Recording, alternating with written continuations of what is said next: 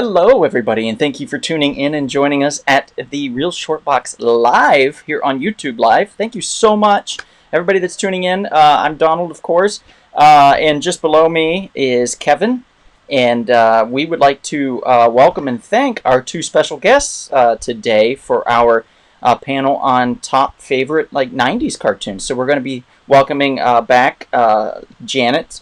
Thank you for joining us. And in the bottom, just below Janet, is Sean. So thanks for coming back, Sean, for your back-to-back repeat here. Appreciate that.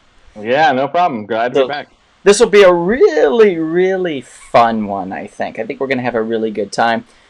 Before we get started, though, I'm going to do a few things in the background, and I'm going to have Kevin start it out with just a couple cartoons that you thought about, and you were like, these are really cool cartoons, but are they top 10 worthy? And then we'll just mention those really briefly, and then we'll get into the list.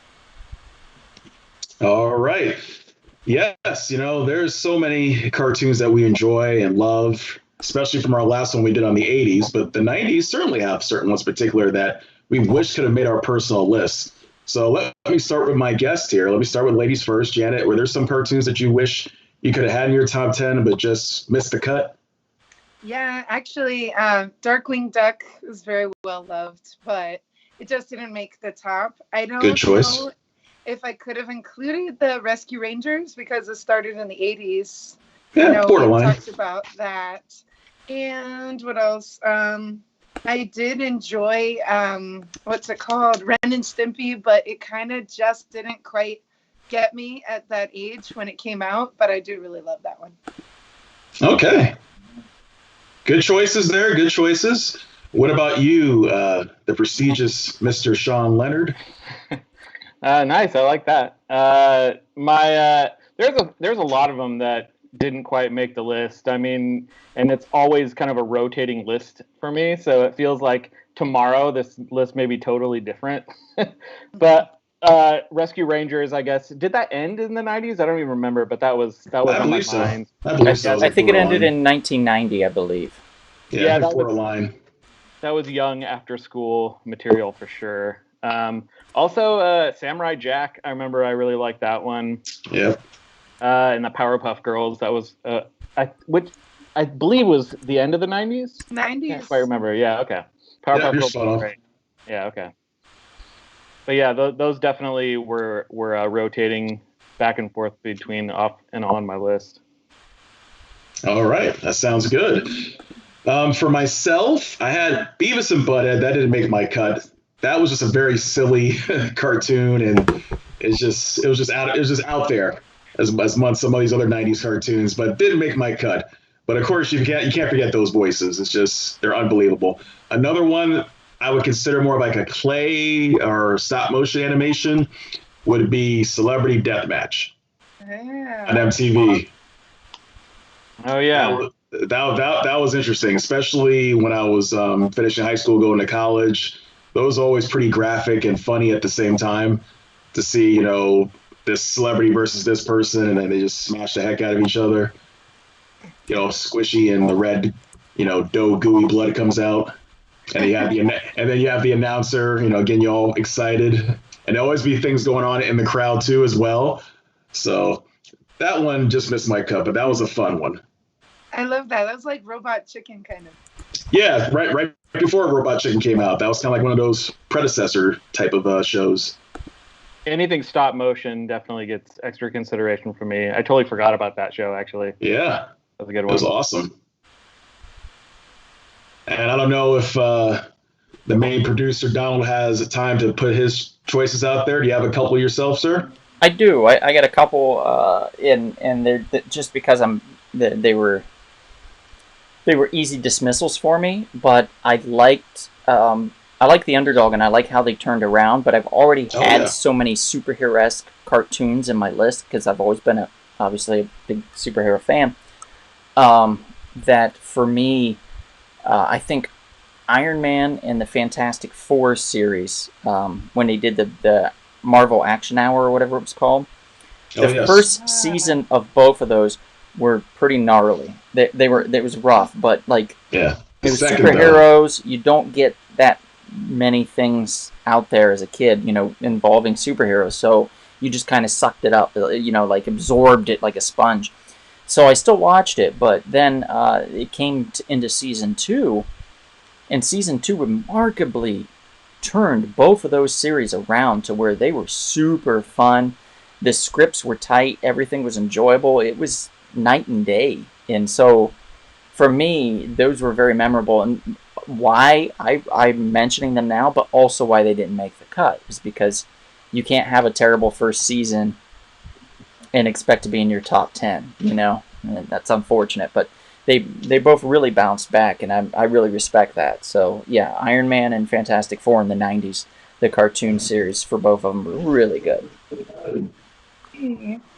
All right, fair enough. Yeah. And you know what? What's really cool, the 80s and 90s, especially this pretty much encompasses pretty much all 4 of our childhoods, has some great memorable cartoons as well as characters that we never forget. In some cases, we wear T-shirts and hats commemorating them. So I posted really quickly, guys, for the podcast. So if you want to grab that off my Facebook, go ahead and do so, and share with your friends, relatives, and even people you don't like. Maybe they'll give it a look if they hate watching. I miss those people in the quarantine, the ones I don't like.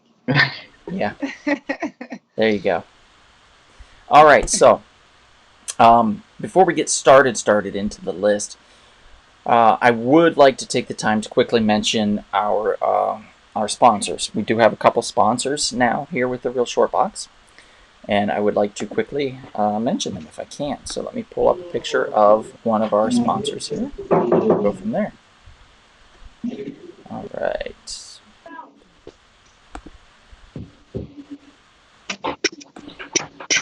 There we go.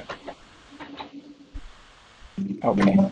So our first sponsor is Half's Hot Sauce. Now, Half's Hot Sauce, as Janet and I both lovingly know, is an Ohio-based company that Ohio. Yeah, represent. They make, produce, sell some of the most delicious hot sauces in town. They have Killer Kiwi, which apparently makes me cry and hiccup uncontrollably. So that's one of their. I would say it's their hottest one. It was crazy. They have a Sugar Rush Peach, which is delicious. They have a Hot Tropic, which is also very hot, and I'm very scared to try. They have an Indigo Fire, which is a blueberry hot sauce. It's quite delicious. They have a Main Squeeze one, Sean, which you might enjoy. It is a rhubarb watermelon hot sauce. Yeah. That sounds good. Yeah, it's a really good one. And then Pineapple as well is a very tasty, borderline very spicy hot sauce, but very tasty nonetheless. So, great company. You can go to halfshotsauce.com and order that. Or if you're in the middle Ohio area, you could probably swing past and pick it up from a number of shops that they have a list, I believe, on their website that you can go and get it at. Hey, you know what I was doing recently with because I got the pickle kind and the peach. Yeah, the trippy pickle. Yeah, so I was taking my burrito and putting some avocado on it and doing doing the pickle and the peach together. Ooh. Very good, because they kind of bounce each other out because they got the saltiness and the sweet. Wow. Really good. Yeah. I did not know that could be done, but now that I know, my God. Breaker. Give you some ideas. Yeah. Donald the foodie appreciates that. Yeah. Definitely appreciate that. We've got some people popping in the chats now. My mom is here. Everybody say hi to my mom and my dad, actually. Hey, Hi, Miss McKinney. Hey, Hi, Mom Mom. and Dad. Hi, Dad. Ricky's here. Ricky Barnett. Hey, Ricky. Thanks for joining. What's up, Rick? Hello, Ricky. Sammy is in upstate New York joining us today. She's normally from our area in California. She's in my home state. Yeah. Oh, Sammy, she's at the X-Men, Academy. Sammy? Well, that's a little further down in Westchester. Yeah, that's close enough. That's close enough. Of course. Anthony says hello. Hello, Anthony. Thanks for joining. And we have another. What's the website for the other company we have, Kevin? The other sponsor.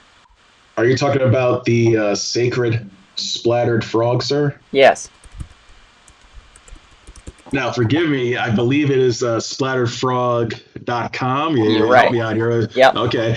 I recently purchased one of those beautiful hats, and it should be actually, I got the email for it. It should be coming my way very soon this week. So I can't wait to wear the hat next week, as long as it gets shipped on time. So we can match hats together, Mr. Yay! Donald. We could be hat brothers. Please. Our model Donald is now showcasing the hat that you can order.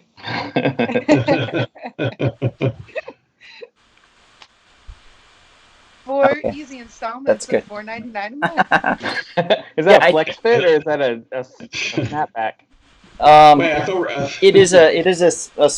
it has like a springiness to it. It doesn't have a snapback, so it's I dig those. A little more comfortable. And this is the first one at this type that actually fits my head, because I have a rather large head, believe it or not.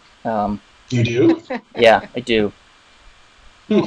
Yeah, surprise. I know. So we do have a coupon for Splattered Frog to save you 20% off on your first order. They're not selling beer right now outside of the state. That'll be coming shortly. But they do sell some swag. They've got, like Kevin was saying, they've got hats, they've got shirts. They're restocking on their beer koozies, and they will also have pint glasses coming soon. So that'll be good. Yeah. And their 20% off code, if you go to splatteredfrog.com, is the code SHORTBOX. And that's all caps, SHORTBOX, SHORTBOX. That's awesome. And I put that in the chat, so anybody wants to check that out, they can. Let's see. Sammy says, heck yes, Syracuse. Syracuse. That's where our good friend Matt went to school. We have Donald showcasing the many features of the Splattered Frog baseball cap, she says. Sammy says, yes. It's all the features. Scorch has joined us. He says, at Janet, hey, you're wearing the Cowboy Bebop shirt I got you. Yeah, that's my brother, Scorch 1028. He's all right. Shouting out from Miami, Florida. All right. What? Are any other family members joining us today? I think that's it. I forgot to tell everyone, but it's also like 10:45 for them. No, I mean here on the West Coast. Your nephew. To see Javier in Monterey for Father's Day. I don't know if he made it back down or he's doing a road trip today or what's happening. All right. Good point. Cool. So I think we can probably get started with our list here. But before we do that, let me see. There's something here. What is that? One additional thing? Yeah, one additional thing. Where is that at? Oh my god, is it right there? Yeah, that's it. There we go. Right out of the gate, right off the bat. Wow. Sean didn't know this was coming. Sean's like pretty scared. You're pretty scared, Sean. So what I'm going to do is I'm going to give you a break this time. He just ghosted. I'm going to give you a break. This is going to be for Janet. Nice. Yeah. So we have, we've talked about the 80s cartoons. We've talked about the 90s cartoons. But we're talking about Saturday morning cartoons and stuff. So in general, when you think of your childhood, give us top 5 animated movies from your childhood. And if you never grew up, it can be up till now, I guess. Just depending on what type of person you are, and that's fine too. So just go ahead when you can think of it, Janet, and give us your list of top 5 animated films. All right. Well, one I can think of that I actually bought, I think I just bought it with Amazon, was the My Little Pony movie, which is pretty awesome. There are some scary, demon characters and dragons. It's very medieval. And Spike the dragon is there. And Megan shows up and her little sister Molly. And this little boy whose name I can't remember right now. But it is epic. And the movie is better than the TV show, actually. It's just really well put together. And then I also bought on VHS a long time ago the Care Bears in Wonderland movie, because you have Alice in Wonderland and then you have a princess and they look exactly the same. So she saves the princess's life. And also Tone Loc is on the soundtrack, which is pretty cool. That's interesting. I didn't know my that. friend Jenny like took the VHS and converted it into DVD for me. Aw. Which is really cool. Also, of course, the Care Bears movie, just the regular one, not even them in Wonderland, which is great, which I think features the Care Bear cousins, which is really always exciting. Yeah. Lionheart, or Braveheart, the lion, I love him.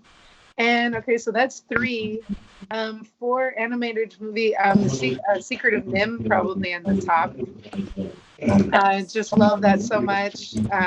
Amazing. And we learn about, what is it, the National Institute of Health, and how smart these rats get by being experimented on. Yeah. That evil rat and that evil owl. That's like, Nicodemus. he's going to give them he gives them wisdom, but he still wants to eat them. He's like, okay, I gave you wisdom, now get out before I eat you. Yeah. Because It's in his I'm nature. so hungry. That's right. And I mean, are we going to mention like Disney movies too, I guess? Can, sure. You've got Yeah, one sure. left. There's just so many that kind of tie with each other. There's like a million, but I would say probably like The Little Mermaid would be one of the number ones, because yeah, just all the girls. I got to go to Miami every summer and really got to swim in the ocean and imagine that mermaids were there. Nice. And I think I got it on VHS for like my 7th birthday. And so I was just like obsessed with it and the songs and swimming in the pool, pretending that you're a mermaid. And so it's pretty awesome. I love that. And we love Ursula, poor unfortunate souls. Yes. Yes. You can't So go. there's some really amazing songs in there. But yeah, I mean, you know, the crab is from the Caribbean. So is my dad. So I think I had a connection to it. There you go. I just rewatched that like 2 nights ago. I love it's so great, right? And she It looks is. like they said based off of Alyssa Milano, and now I really see it too. Oh, I didn't know that. Yeah, I didn't know that. Mm-hmm. I can totally see that. Learn something new every day. Scorch says I know. the scene from the Chipmunks movie where the baby penguin is abducted from Antarctica and sent Oh, to yeah. live in Saudi Arabia disturbs me to this day. I love though that Chipmunk adventure. There were I wanted really the good songs. Oh, The Chipmunk dolls. Yeah, they had the dolls that were hiding the diamonds money or was whatever. Yeah, inside. yeah.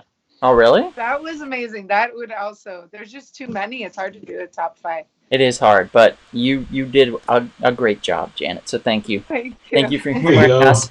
And that top 5 was sponsored, of course, by Splattered Frog Brewing Company. That's splatteredfrog.com. Go to their website and use the code SHORTBOX for 20% off. Anyway, Sammy says Janet coming through with the knowledge, so that's nice. Yay! All right, thank you. And we're going to go ahead and get started here. We're going to go with our number 10 on the list. Now, I like to run clockwise most of the time, but since we just hit Janet with the top, her top 5, we don't want to hit her again. So we're going to go counterclockwise. So let's start. I guess I'll go ahead and start if that's okay with you guys. I'll do it, and then we'll go to Kevin, and then Sean, and then Janet. Okay? So, my number 10 on the animated series list is...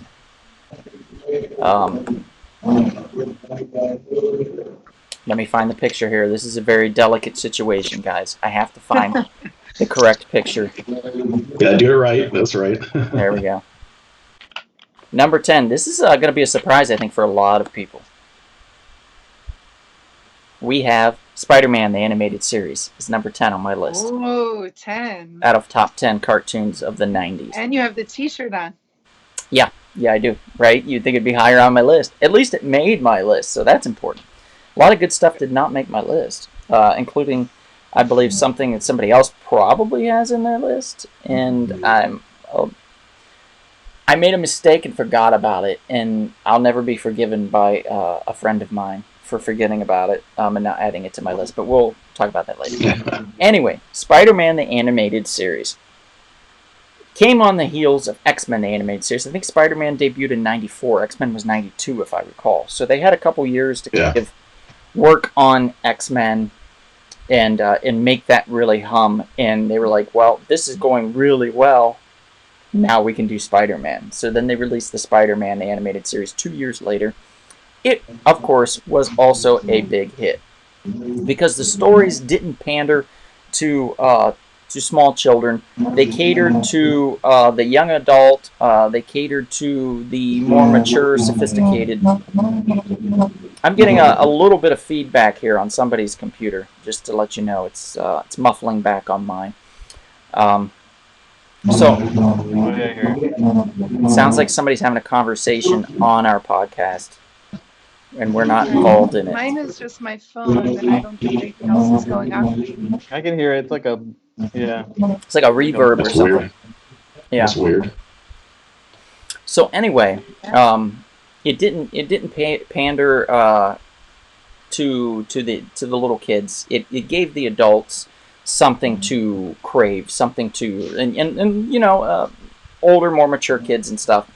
I think, geez, I was probably 14 or something, 13 or 14 when this came out, and I friggin' loved it. Like, you had Spider-Man, and then you had some of the great villains. You had Venom, and Vulture, and Sandman, and, you know, all these guys. It was just so good. Such a good series. They had story arcs in it, so it would be 1, 2-parters, 3-parters, I think, at one point. They cross-promoted with companies. They had, I believe, a cereal at one point, if I recall. And then even some of the comic books, like Spectacular Spider-Man, Amazing Spider-Man, Web of Spider-Man, they all came out with a special promotion that they bagged the comic, and inside the comic in the back, they had an animation cell from Spider-Man the Animated Series, which is really cool, you know, So cool. for those that liked the animation and respected it. You got to keep like a piece of it and frame it and put it up on your wall if you wanted. So as a teenager, like, that was super cool for me. So I very much appreciated this show, and that is why it is number 10 on my list of top 10. Spider-Man the Animated Series. Kevin, You know that. oh, go ahead. You know the writer John Semper. I actually ran into him in line for this like Super 7 He-Man pop-up at Comic-Con. Nice. And we just started talking about xenomorphs and all sorts of stuff, and then he was like, I asked him what he did, and he was like, oh, I'm a writer. And then he prod a little bit more. He's John Sepper. He wrote that whole series, and anyways, he's awesome dude. Awesome dude. So That's amazing. Did you get him to sign your tits? Comic-Con. No, but it was just like it was such a long line. It took like a couple hours, so it was just kind of just this magical Comic-Con moment, you know, where you get to meet somebody that like shaped you in a little bit of way. But yeah, That's really cool. Do you think when he left the line, he was like, "Oh my God, I was stuck in this line with this guy," and he just kept asking me questions? when we got to the front, the guys at Super 7 was like, "Oh my God, John, you're in line." They're like, "You could have just come in." He's like, "Yeah." He's like, "I like standing in line. We get to speak because we were just having a great time." Nice. So you're wrong, Donald. That's what I'm saying. All right. That's Okay. awesome. So, Kevin, I guess we'll go with your number 10. All right. It kind of goes along with something that didn't make your list. It's going to be the Iron Man 90s cartoon show. Nice. Okay, let me bring up a picture. You go ahead and start talking about it. I'll get it up there. Yeah, now I agree with you to a point. The first season, certainly, much like the Fantastic Four, isn't all that good. But just for me, I just really enjoyed at that time as a young teenager seeing a lot of these Marvel characters coming to, you know, the screens or the cartoons. So I'm willing to accept, you know, a little more mediocre product. But it was cool that the Mandarin, I thought, was pretty done well. And you also had MODOK. So MODOK's a cool character. And then, of course, in the second season, things do improve. And, of course, you know, they have this thing called what Force Works. And they basically have, I think it's like the West Coast Avengers, it seems like that team comprised of it was helping Tony out. Yeah. Because you had Hawkeye, Scarlet Witch, War Machine, Spider-Woman, which I think at some point we'll be seeing Spider-Woman on the silver screen, or at least the small screen, in the next couple of years or so. And that was the first time I even heard that there was a Spider-Woman, interestingly enough. So I was like, oh, this is pretty cool. In some respects, I thought her powers were a little more interesting than Spider-Man, the way she operated. But the overall show was kind of like a team. You know, it's almost kind of like a Mission Impossible version of Marvel characters again together to take on and, you know, stop the evil plots of the Mandarin and MODOK. So it's pretty cool. The technology, of course, is always fun to see the high tech being used by, you know, superhero team. So that's why I have it as my number 10. It's just, I had some pretty good memories from those mid 90s. That's fair. There's nothing wrong with it. I mean, like I said, it was adequate for what it Yeah. was, for its time. Yeah. And I was just happy to see something different, up until that point, there really wasn't much. I didn't have much respect for Iron Man as a character because I only remembered him in the comics as the drunk, and I was like, he's a drunk. Nah, I don't need to watch this crap, And then I watched, and I was like, okay, this isn't bad. But they gave him in the second season, they gave him a personality. They gave him he was very bland in the first season. In the second, they fleshed him out a little more, and they actually made him pretty humorous. So he became. And also the opening to season 2 was cool music. Oh yeah. That little rock theme. You also see him actually building the suit. It's pretty cool opening. Yep. Yeah, it was. It really was. Okay.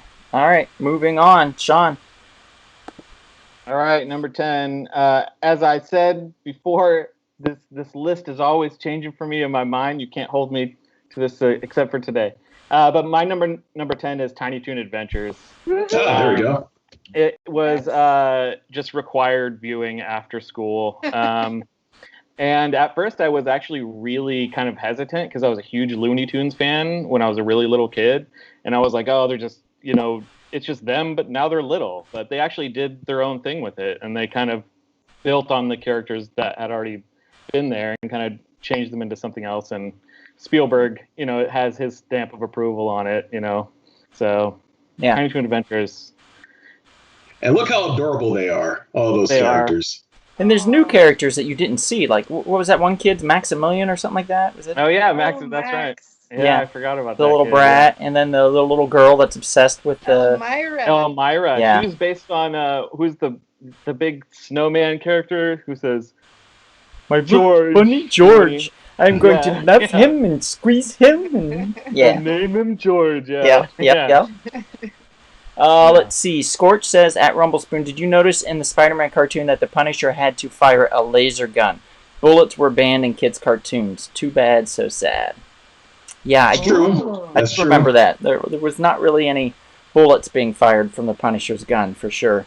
And I'm actually amazed that he even got put in it, to be honest. That was an accomplishment within itself. It's true, because just the concept behind the Punisher isn't very child-friendly. No. Sammy says, go home, Tony, you're drunk. Enrique says, hey, all, sorry, I'm late. No problem, Enrique. Thanks for joining us. What's up, Enrique? Always. Janet, what's your number 10? All right. So, as Sean mentioned, the Powerpuff Girls. Boom, boom, boom, boom, boom, boom. I love them. I love the professor that he created them. That's pretty cool with that Potion X. And Mojo Jojo, that ape, is just hilarious. I am Mojo Jojo.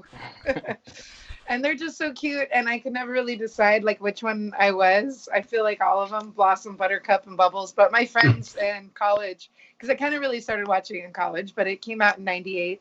So I know that's like a cheat, but it's from the 90s. And they think that, though, I'm like Bubbles, this ultra positive, cutesy little girl. But my kind of goth punker side always felt like Buttercup. So, yeah. And I had a little fuzzy pink backpack of them. They're so cute. I love that they're only in kindergarten, but they kick ass. They're strong, fierce little girls. Like, go girls. So what do you think about the new series coming? I think it's going to be on the CW, maybe? I'm getting really excited for that. Yeah, as long as they still have their humongous eyes that take up their whole head. I mean, I think you might be out of luck there, Janet. I know. They're using actual people, so. But yeah, I have a pillowcase and a nightgown that different friends had given me. And yeah, some of my friends associate me with the Powerpuff Girls, so it's pretty awesome. And then, let's see, Sammy says, Mojo Jojo, I love Blossom. What do you think of the CW version they're making? Yeah, we just asked that. Yay, I'm excited for that. My mom said Donald loved them too. I did love the Powerpuff Girls. I thought they were great. I really liked Buttercup. I thought she was pretty badass. Like, she was the cool one. It was so well written, too. Yeah, it really was. And Ellis, I think it is, Trotter, or Elias. Oh, yeah. That's a friend of mine, Ellis. Ellis, okay. He says, can't forget about the Rowdy Rough Boys, LOL. Yeah, the Rough Boys, because they were like the opposite of them. Yeah, that's so true. Cute. They had a lot of fun, different plot lines and stories. That was fun. It's a good series. It's a good, solid. What was it on the Cartoon Network, right? Yeah, I think it was on the Cartoon I got Network. to Yeah. watch that when I babysat in college because the couple I was babysitting for had cable. Oh, yeah. Yeah. I know. Great. Kids don't know what it's like now with like all these streaming opportunities and shit. Like- Yeah, we have to chase a showdown. Yeah, when we were younger, it was like, I'm going to tape this. And Yeah. my parents, okay, so we were kind of spoiled in a way because we had 2 VCRs. Oh. So we had one out in the kitchen and one in the living room, and then I would record 2 things and then watch a third. Like, that was cool. It wasn't always the case, of course, you know, but for a while we had 2 VCRs, and I was like, yeah, we're kind of a big thing here. Did you have ever try to cable. Did you ever cut out the commercials? I used to always try to do that. Like turn it off just in time when the commercial break was coming, and then turn it right back on right as the show was coming back on. No. Try to make it nice, seamless. That's right. Yeah, I tried to do that too. Did you know though? Now it's like those are worth money if you can find old commercials on VHS. They're worth a lot of money. You don't say. Yeah. Well, so I'm gonna have to check my tapes then. I'm gonna have to check my tapes. Yeah. Why don't they just go to YouTube? What do you mean? Like, that's true. A lot. That's where a lot of them come from, but a lot are missing. You know. Oh, You don't really know. You know. I still have a lot of my tapes. VHS I mean, they're not tapes. worth very much. Hey, Donald, you should ship me those tapes. Yeah. All right. I could. Well, I'm going home in August, so I can always probably Take a look. if I can get my VCR to work back home. It wasn't working the last time I was there, so. I have a VCR here that works. You could try it here. Oh, okay. Well, there we go. I'll just fly back and forth. And Now Kevin that didn't there you work. go. all the Fly back. profits. That one didn't work. Fly back. No. Let's see. What am I drinking, Sammy? Well, unfortunately, it's not splattered frog. Boo. But White Claw. You were so Sir, hesitant to show Donald, that. aren't you violating the contract? You're supposed to be only drinking splattered frog product for the next 6 I'm months. well. My kidneys needed a break. Oh, no. I see. But no, seriously, like I'm just cutting back on drinking a lot of beers and stuff. So plus it's hot out. I don't know if you guys noticed. So I'm just having something iced and cold and refreshing. Look, it's only Don't like blame me. 100 Don't hate degrees. me. It's fine. Whatever. Angie says, "Hey, yay, made it." Well, thank you for joining us, Angie. Appreciate it. Jarrett says, "Back in my day, we had to wait for new episodes. Binging was only for bulimics." That's very, very true. Scorch says, "Many cartoons that Sunbow made in the 1980s were corrupted. Their successors in the 90s, G.I. Joe, Transformers, Marvel, superheroes, etc. When Sunbow stopped making cartoons, a part of me died." Aw. Yeah, I agree. And My I Little agree. Pony. I agree because Deke G.I. Joe was not the same as Sunbow G.I. Joe. Yeah. It's true. Marvel bought Gem and the holograms. Yeah, that's true. Sammy says, "White Claw." Yes, Sammy, White Claw. Go ahead and laugh. I know. And Jarrett is asking if... Hang on. And 4. Oh, I see it. I see it. Oh, come on, Jared. You think you're that funny? What happened? There we go. What I had to did do a he say? screenshot of that. Well, is it Kevin's hair? Is that what he's talking Yeah, about? yeah. Nice. I've been. He's like, did Kevin playing the red afro? I like it. Oh, shit. Yeah, just by Superimposed coincidence. Jet over you, Kevin. And then Superimposed- Ellis says, "I would miss X-Men every weekend and come to find out they didn't broadcast the show in order anyway." Oh. Yeah, that's true. At certain points, it would be out of order. I don't remember it being out of order, but I don't know. Like I remember, like the latter season, like season 3 was kind of like that. It was like out of order. It didn't make any sense. Oh, yeah. And I thought I like skipped a week or something. I was like, oh, I must have missed You something. missed something. But Yeah. it has something to do, I believe, it had to do like the completion. They didn't get it completed in time, so they just had to say, okay, we got to have some content. We're just going to roll with it. Okay. All right. So, where were we on the next one? We were on, was it mine? Is it your turn, I think? Yeah, I think it's I mine. believe. Yeah. We're going with number 9. Number 9 on the list. So let me pick up my picture here before I mention it. Boy, these are all in perfect order. There we go. Okay, great. Okay, number 9 on my list is Gargoyles. Now, Yeah. That's a good one. Gargoyles, Goliath and Friends is what they should have called it, but whatever. Gargoyles was a pretty mature series for its time. It came out, and I think it played in the afternoons, usually around the time Batman animated series was playing around that time as well. So it came out in the afternoons. And then it might have gone over probably to the Cartoon Network or to the Disney Channel or something like that, and then, got more playability. But I think for a while it was played in the afternoons. Sometimes cartoons were played Saturday mornings, which was like Spider-Man the Animated Series. Spider-Man the Animated Series, X-Men the Animated Series, they were Saturday morning cartoons. Now, things like Gargoyles and Batman the Animated Series, they were weekday cartoons in the evenings, which means after school, when you got home, they were there to comfort you and say, we know you had a crap day, but we're going to make it better now with some cool stories and some fun animation. And that's exactly what Gargoyles brought. I recall, and correct me if I'm wrong, it ran for about 3 seasons? Somewhere around there? I believe so. Yeah. And Was it, sorry, the Disney Afternoon? it wasn't originally on the Disney Afternoon.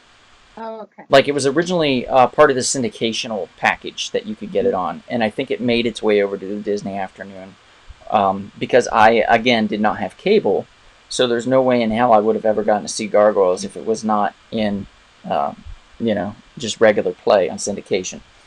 It's a very good show. Goliath is the leader of the Gargoyles. He has all the other Gargoyles basically then take up the names of streets in New York.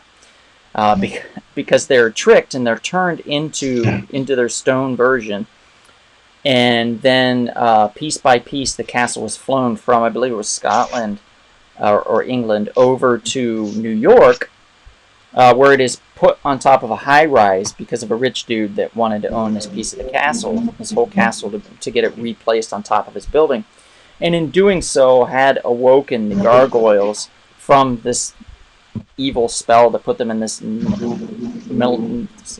thousands of years of slumber, or hundreds of years, or however long it was. And then they awoken, and then he tried to control them. Unfortunately for him, he could not. Unfortunately for us, he could not, because then they ended up being forces for good.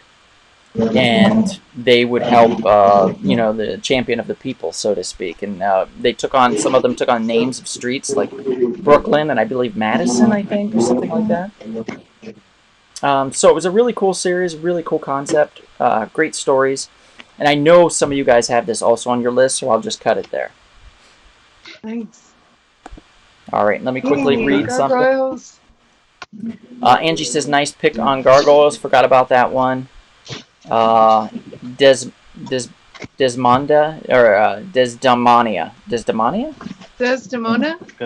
maybe that was it. Demona. Bronx, yeah, and in Brooklyn, yeah, that's right. And Scorch says Deke G.I. Joe was difficult for me to watch. Not only was the animation different, but most of the characters were voiced by different actors. Yeah, I always hated that. Yeah, exactly. Voicing characters. Jarrett says, is it Super 7 that's making the amazing looking toys? I believe it is.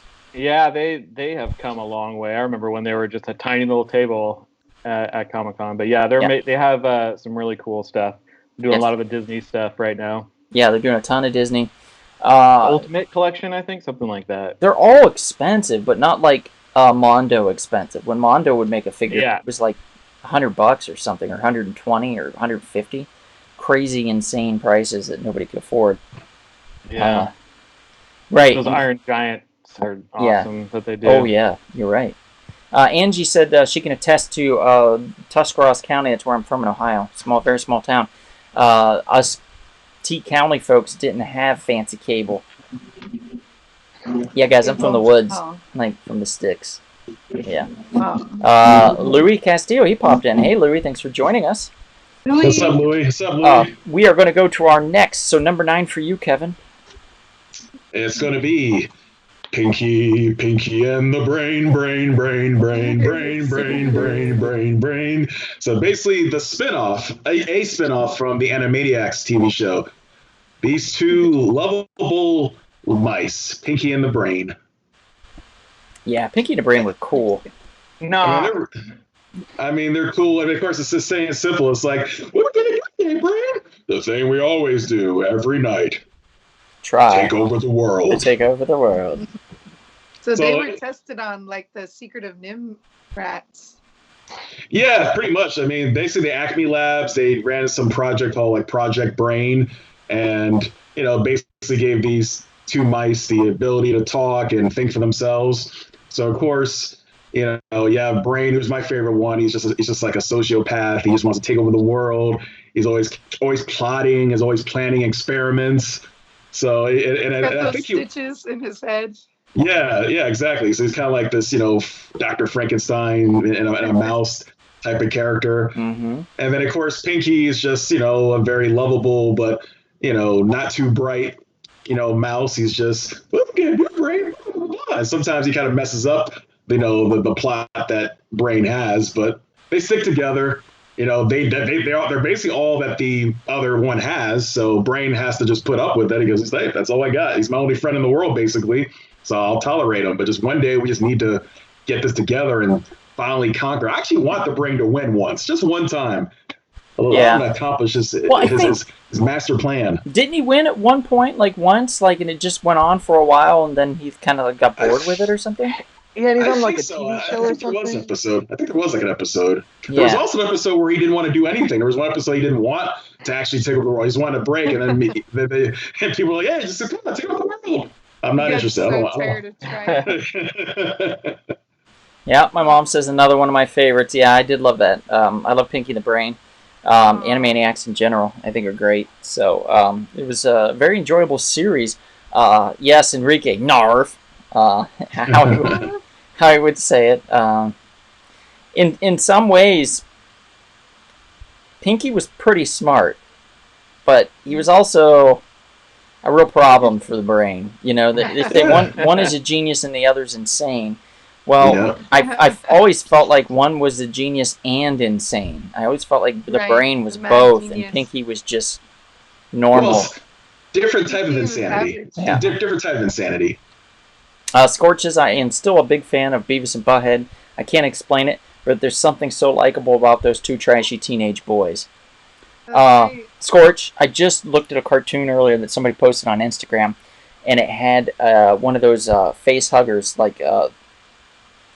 part of, like from Aliens, it had one of the chest bursters came out of Beavis, or out of Butthead, and Beavis was standing there, and a face hugger jumped up and got on Beavis's face, and he pulled it off, and he looked at it, and then he was like, and then he just lowered it.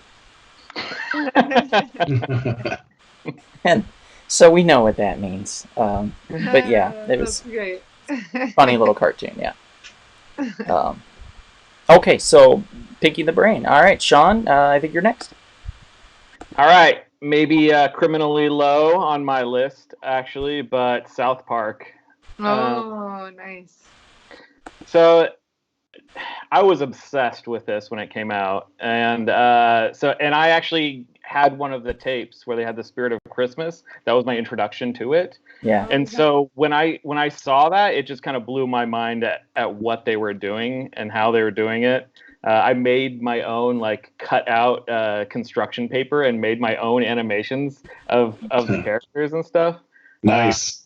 That's pretty cool. But yeah, it's I stopped watching it a little while ago, but it wasn't because I don't like it. Just for sometimes things fall off your radar. But great show, original. It's so good. Yeah, and I think we'll be revisiting this cartoon on other people's lists. Yeah, I'm sure. By the way, did you like the movie from, good lord, it's like 22 years ago now, Bigger, Longer, and Uncut? That movie is hilarious. Absolutely. Hilarious. Yeah. Hitler and Saddam, or the Devil and Saddam, right? Wasn't it? It's funny because at first I was like, is it going to be as funny with it not bleeped out? Yeah, yes, it's going to be. No, it was. As funny, if not funnier.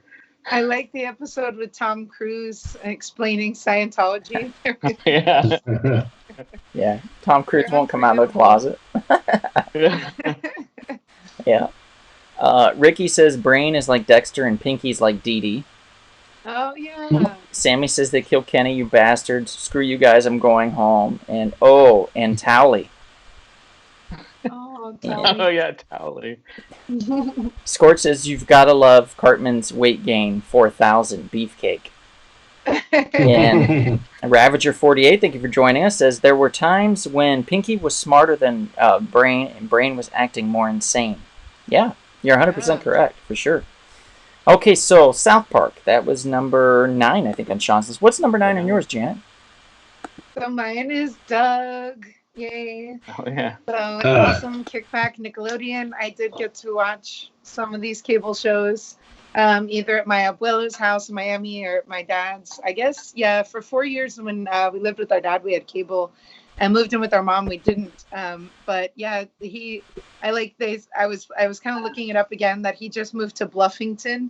So he was like the new kid in town in middle school. And actually, so was I. Like I went from New Jersey back to Loveland, Ohio in 7th grade. So I felt nerdy and like I have something in common with Doug. He also had that bully, Roger. And I liked that he liked writing in his journal. And then he also had that like alter ego Quail Man. So he would like put his underwear on the outside of his shorts and wear his belt around his head and become Quail Man. And his little dog Pork Chop was so cute. And Skeeter Valentine, his good friend, and Patty Mayonnaise. Like they all had like really fun names. And also there was a kid in my high school who was like just like Doug. Like he looked like Doug. Poor kid. And acted like Doug. So he had like 5 hairs on his head? That poor kid. He had a buzz cut haircut. It was blonde. And his shape of his face was just like Doug's. And I think he even wore like a sweater vest a couple times. I'm going to be honest here. I'd never seen Doug at all. Not once in my Oh, you would like it. life. It's really sweet. It's really sweet. But he's this kid that's like, you know, kind of nerdy and he gets bullied. But there's some really interesting, fun characters, and I really like their voices too. So. Okay. All right. Maybe I'll check it out sometime. Yeah. Maybe. All right.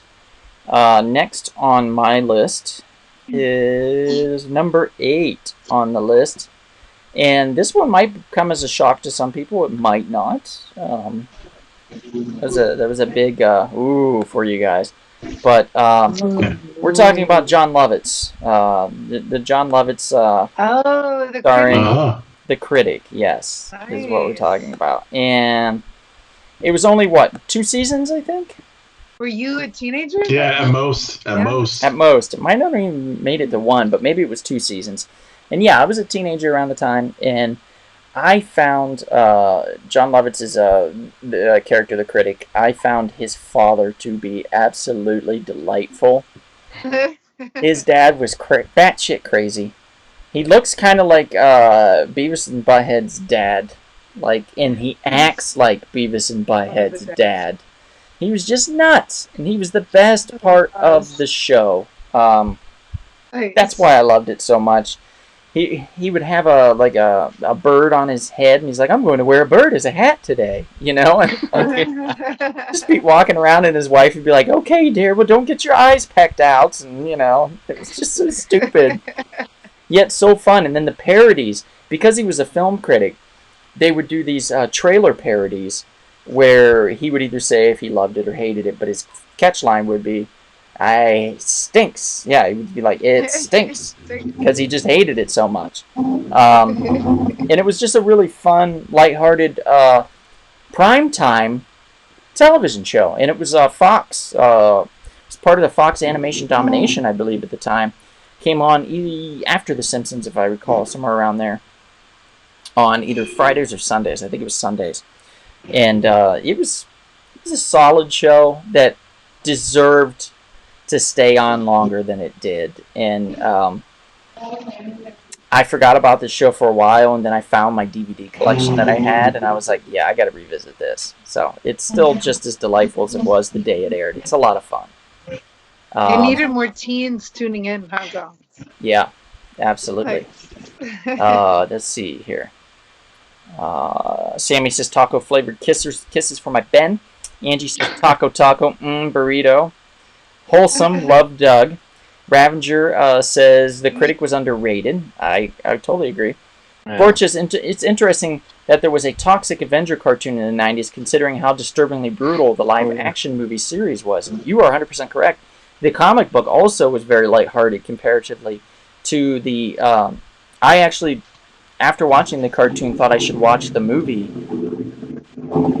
It was not what I thought it should. It did not work out well at all. Like, that was a bad idea. Like, it was a lot of gore, and it was crazy. I was like, what is this? I was young, so it was maybe a mistake. I don't know. Ravager says the critic was on ABC for one season, then went to Fox for another season. That's right. Thank you, Ravager. That's right. It was on ABC, and then ABC was dropping it, and then Fox was like, we'll pick it up and put it in as part of our animation domination.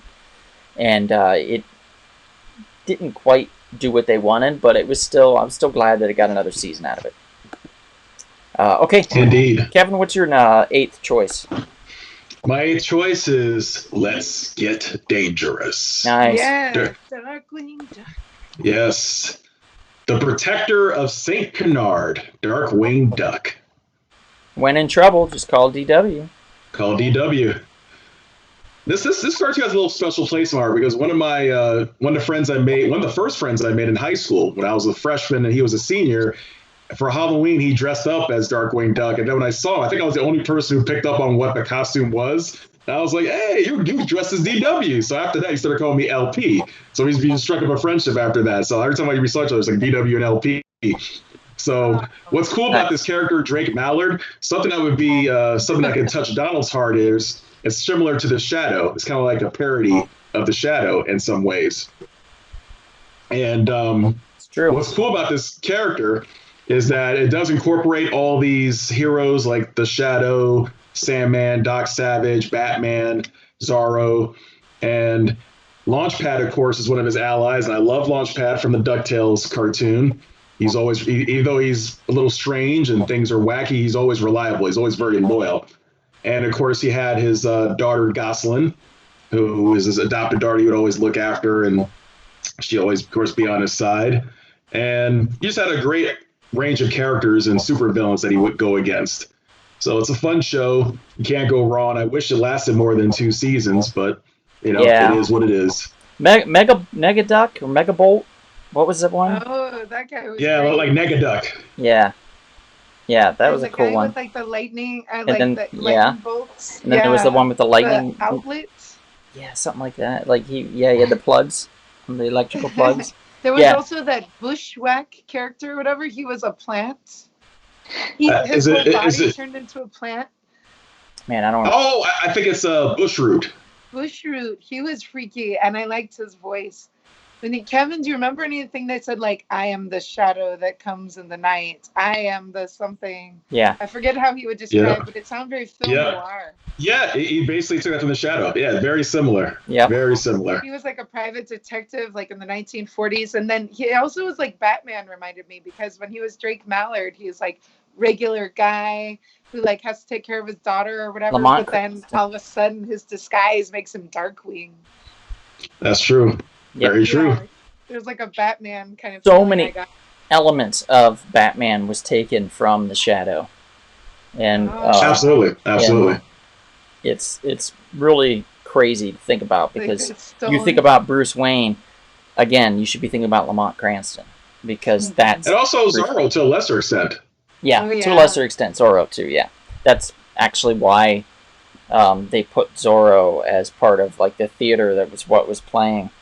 Was because it was like a little nod to that. Like, thank you for this.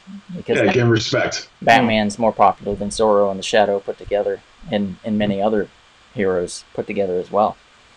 Also, one last thing. There are a couple other cool villains names here. You have Mr. Banana Brain, Quackerjack, Megavolt. Yeah, it was Megavolt. That's it. That's it, Megavolt. And also, you have this organization called FOUL, which is similar to Spectre from James Bond. It stood for Fiendish Organization for World Larceny. That makes sense.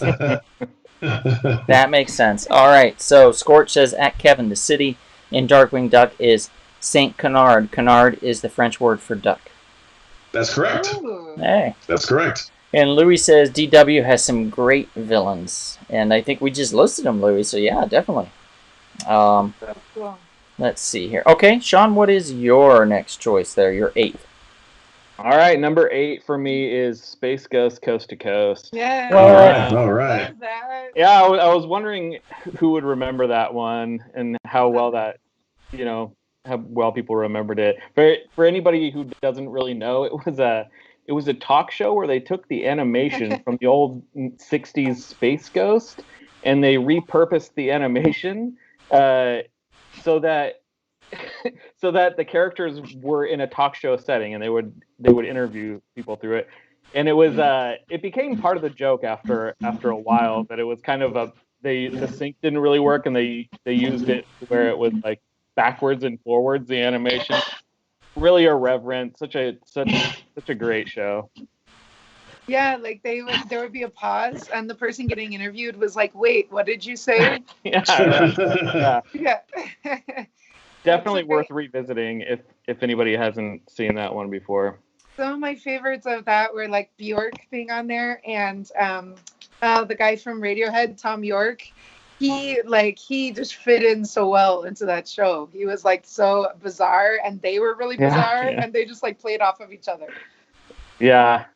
And then I think it had a spin-off that Zorak. He had his own show. Yeah. Like keyboards surrounding him. Yeah, right. Angie says Space Ghost. So many memories of being a high school stoner. Nice. Oh yeah, I'm definitely high school stoners like that one for sure. Oh. All right, and Janet, you're number 8. Yeah.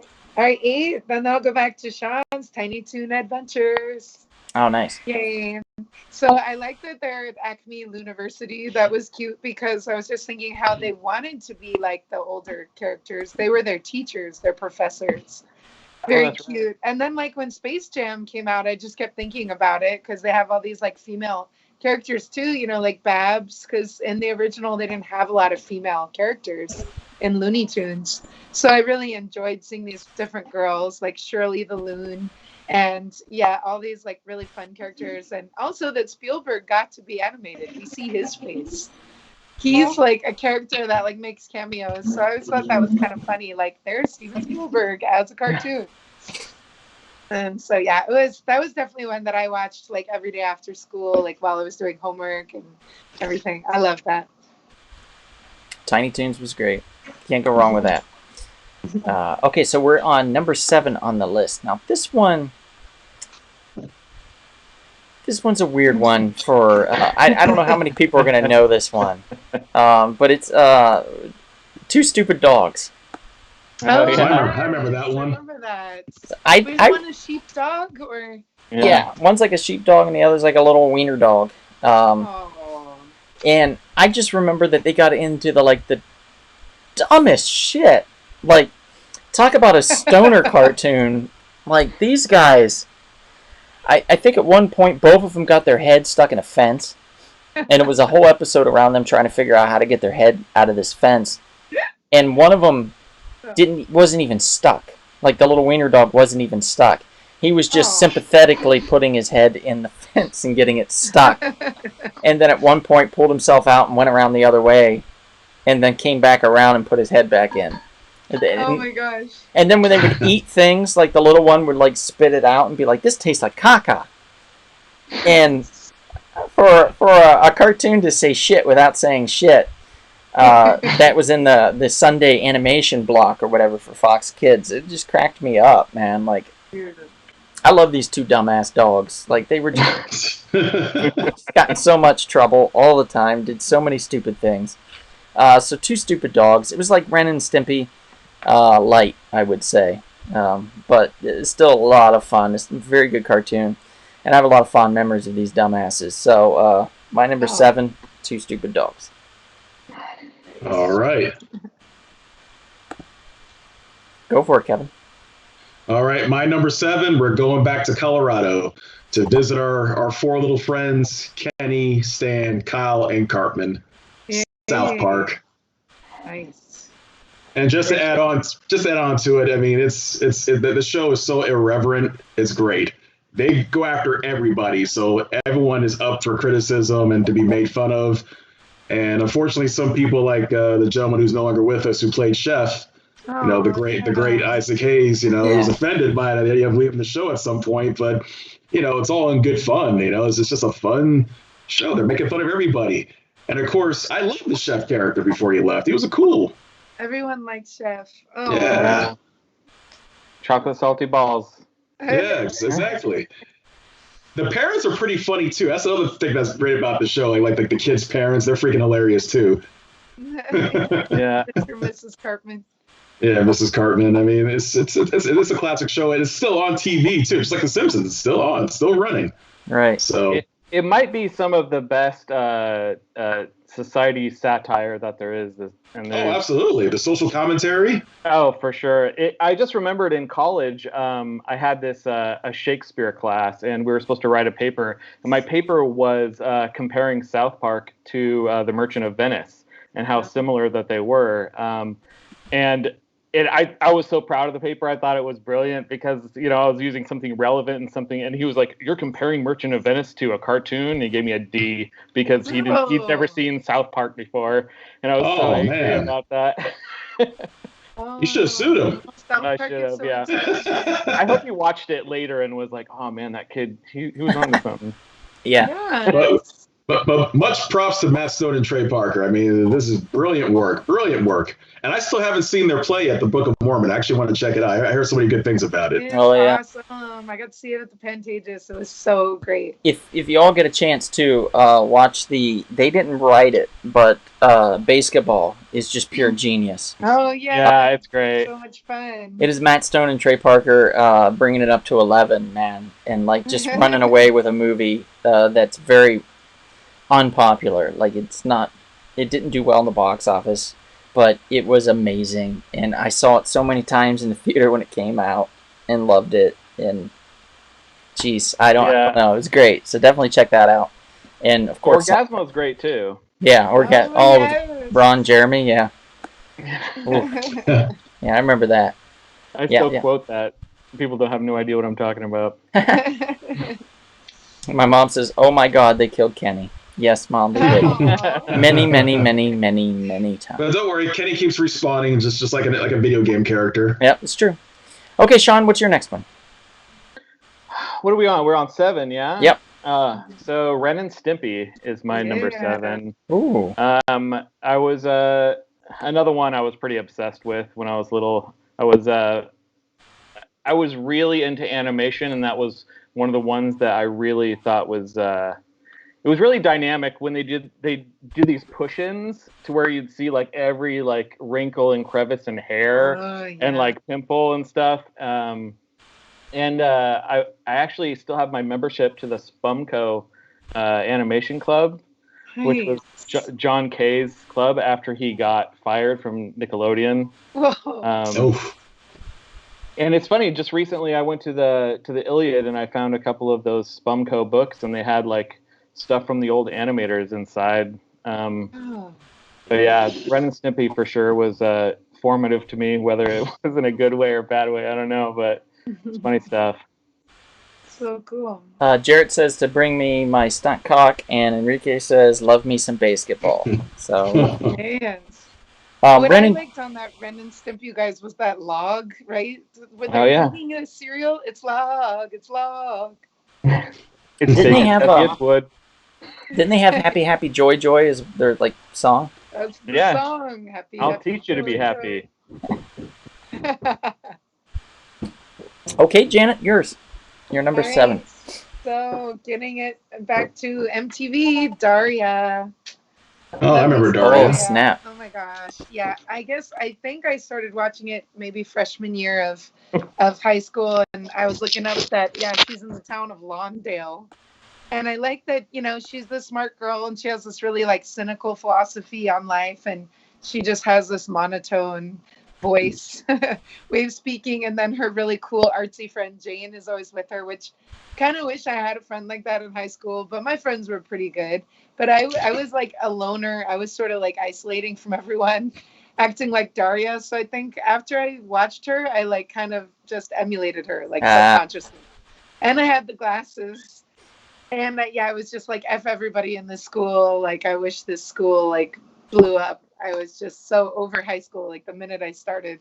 It's So I funny really, how an very animated much- show does that. I was really into this character. She really, like, showcased how I was feeling at the time. And that she had a crush on that Trent guy in the band. That was very, like, 90s with all of his piercings and everything.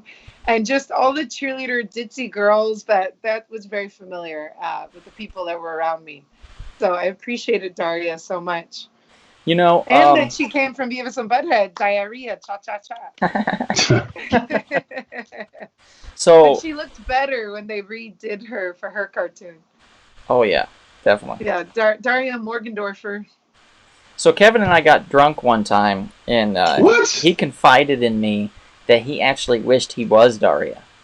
Yeah, of So course. I always of thought course. that was cute. Well, I wish I was Of Daria course. too, so I can recognize with that. Kevin was like, "Yeah, Donald, I just want to tell you something here.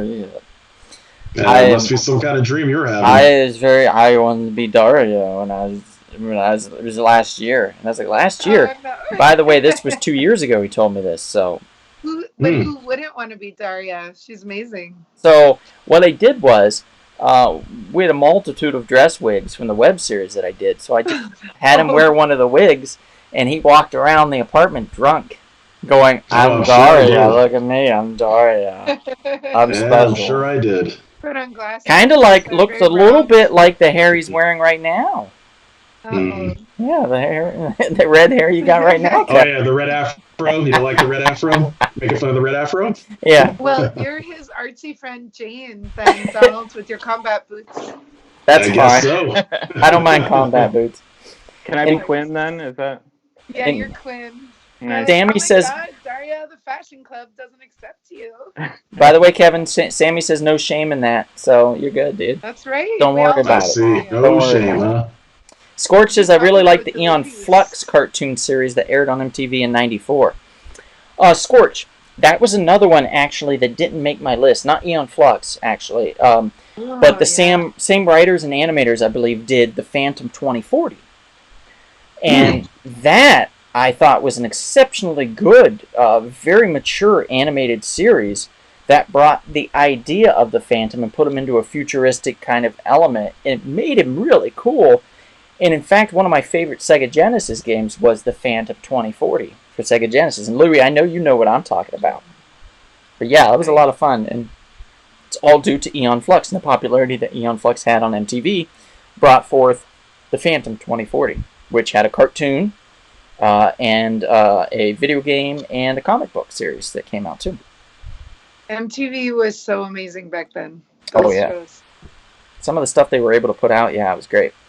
And I think we've got more coming from them too. And in fact, I know we do because, well, actually, not on my list, but it'll be coming. I can guarantee you.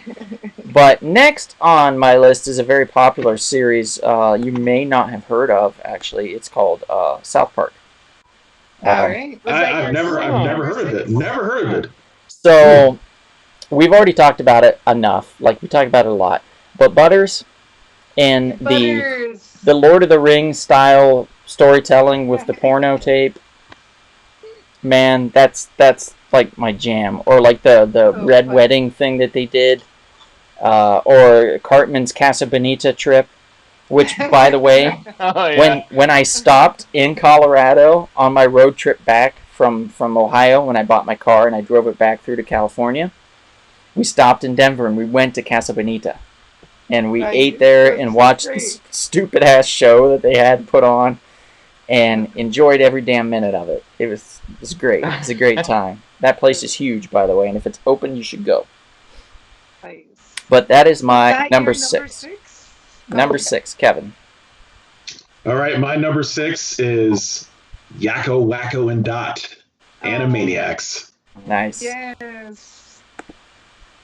What a show. Maniacs. What a show. I'm still trying to figure out what the heck are those 3 characters? What are those things? Like a fox or no? I don't know.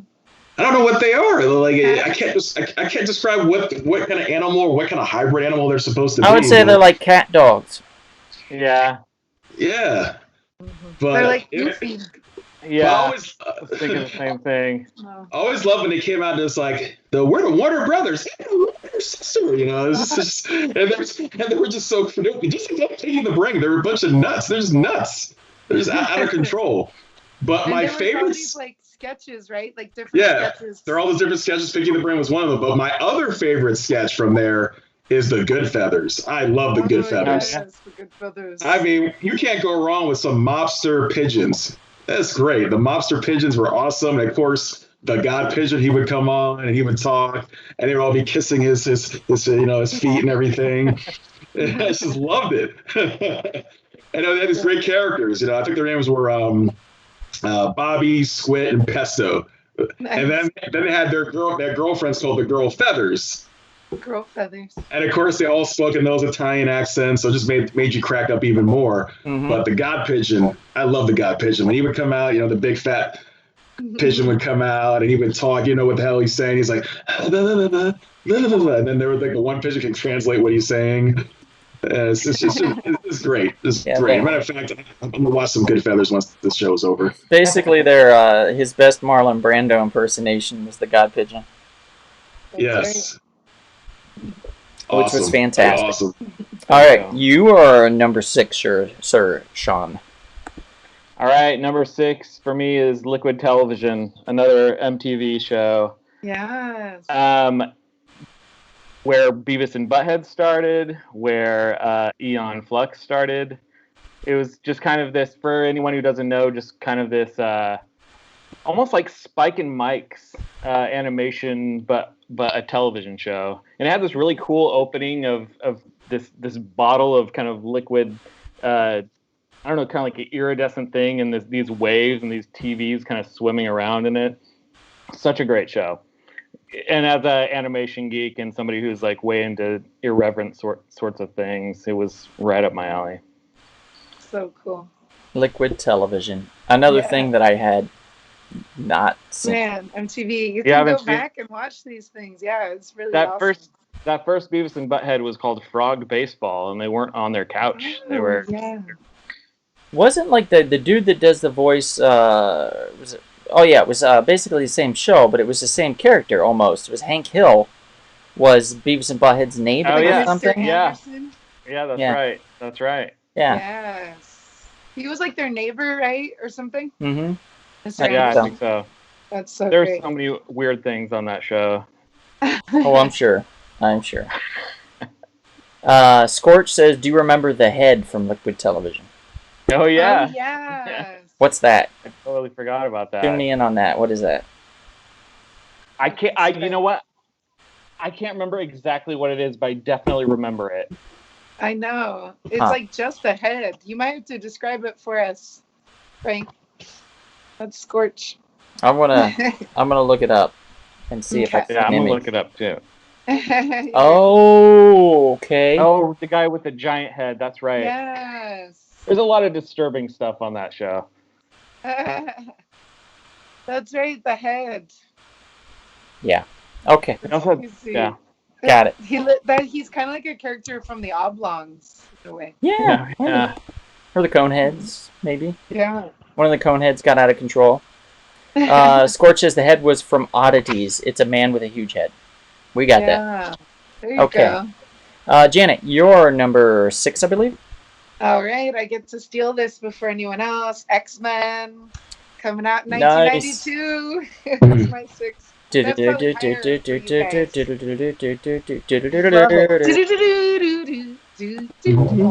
Of course, I love Storm and Rogue with her southern accent. I love all the female representation. I love like Gambit and Rogue's like relationship. Storm, mistress of the elements. That's right. I like to see Professor X roll around in his wheelchair and be psychic. And Yeah. I just love the animation. They're always like flying around. Lasers are flying everywhere. And I like that Magneto is like such like an extremist and everything. And yeah, it really catches your attention. It gets you like so into Wolverine too. You just like can't help but love Wolverine's attitude and everything and their fighting styles. And Yeah, just the fact that they're mutants, because the other mutants that we'd fallen in love with were the Ninja Turtles. So I was like, all right, different kinds of mutants. And Scorch. yeah, I was like in fourth grade. It was like the right time to get me. And my brothers and I would go to an arcade that was inside of a pizza place. And we would get Ooh. these little shiny stickers out of one of those like quarter machines. And it was always different Marvel characters. I remember getting like a Silver Surfer one and Rogue and Wolverine. And then I bought like a Rogue poster for my wall at that Wow. time. So like I was just like pretty much I was really into it. And so was my brother Frank, Scorch 1028. So he knew so much about the characters in the comics that he really like educated me on them. And it just got me like so much more into them. Nice. By the way, Frank says, does anyone else think that Jubilee's powers left a lot to be desired? Yeah. Well, if you believe that, then I have a dazzler for you. Oh, come on now. Come on now. What about Jubilee? What's the Dazzler? I mean, Dazzler's basically Jubilee with music. Jubilee, yeah. Oh, Yeah, that's true, but Jubilee's like worse. Jubilee's like, what can she do to really hurt you? Yeah. Blind you. Yeah, I guess. I think it was my first stab at trying to write a screenplay was me as a little kid trying to write a movie based on X-Men. Awesome. The TV show, not the comic book, which is Nice. Right. crazy. The TV show like made you know about these characters if you didn't read comic books.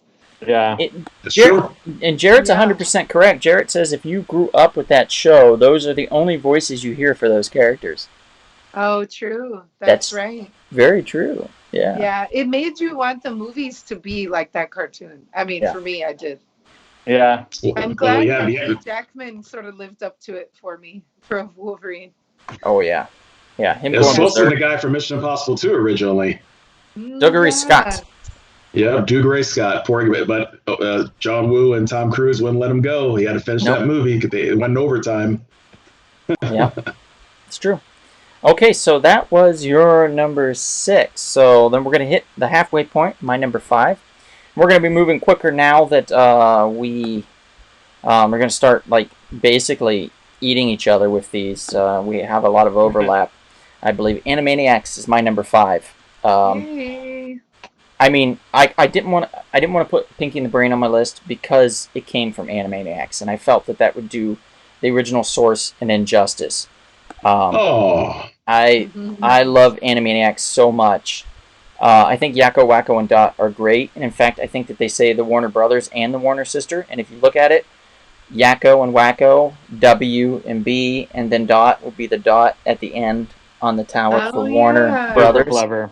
Very clever. Everything they've done is clever, including a little bit with Prince. Those that know, know. Those that know for sure. Yeah. But it's a great, very adult animated series, but still for kids. A lot of fun. Something for everybody. Loved it. I like too Chases when they're Mindy like singing and in German with like this German professor, and they start repeating Oh, everything. yes. yeah. Yeah, and then it's like teaching you German. It was so fun. I think it was. And also the states, a too. They doctor. have songs for like all the states. Yeah, I think Yeah. it was their therapist or Help you something, with all the Doctor states. something. I can't remember his name, but yeah, he was their Like, therapist. it That was they so would funny. torture him. He started out with hair, and then he went completely bald because he kept pulling it out because they were driving him nuts. Yep. Ducky, go down the hole. Yeah, Ray, you got it, buddy. Great series, Animaniacs. All right, number 5 for you, Kevin. All right, this is going to be mentioned, so I'll just say a little bit because we're going to go around the room on this. Batman, the animated series. Ooh, yes. Ooh. Epic. Yeah. Now, I mean, I'll just leave it with the basics. I mean, it's Batman, but this story, the episodes, they're so well written. The tone, the atmosphere, you know, that film noir look. It's great, and just the characterizations, all the villains. I mean, Riddler is taken more seriously, is done properly within the TV within the animated series. Joker, of course, Right. Mark Hamill. I mean, we can go on and on. This is one of the all-time great animated series. Yep. Okay. Yeah, the music was really set. Oh yeah, Oh, yeah. the music sets the Definitely. tone. Okay, Sean, you're number 5. Number 5, United States, Canada, Mexico, Panama, Haiti, Jamaica, Peru, Republic Dominican, Cuba, Caribbean. It's Animaniacs. Yeah. I was obsessed with that as well. It's so good. I actually didn't know about that little tidbit that you said about the WB and the dot. That's so Oh, clever. okay. But yeah, that was one of my favorites of all time for sure. I don't know what else to say about it. Sean, did you ever see my photo that I got? I went to a little thing where it was a 4-year consideration. I used to go to a lot of them. And one of them I went to was for Bates Motel. And we had to take a tram up from the bottom where they screened it for us up to the actual Bates Motel on the lot, where they then had food trucks and wine and beers and stuff. And then we could talk and hang out with the cast. Well, I'm on the tram with Ron Jeremy. Oh my gosh. Riding up and then riding back and hanging out with Wacko from the Animaniacs, the voice. the guy that did the Wacko. Yeah, the guy that did the voice, and he was great. He was, in fact, is he British, Donald? No, in fact, when I asked him, I walked up to him because I told him, I said, "Look, man," and I like pulled him off to the side for a minute, and I said, "Look," I said, "I know there's a lot of stars here, but I said you're the celebrity of the night for me, man." Oh. And he's like, yeah. He's like, "Really?" And I was like, "Yeah." And he's like, "What's your name?" And I said, "Well, it's Donald." And he said, "Well, hello, Donald," like that. Oh my God. And I went, "Oh!" I just lost it. And I have the most blurriest picture of the two of us together because I was still shaking at the time. I was so nervous with him.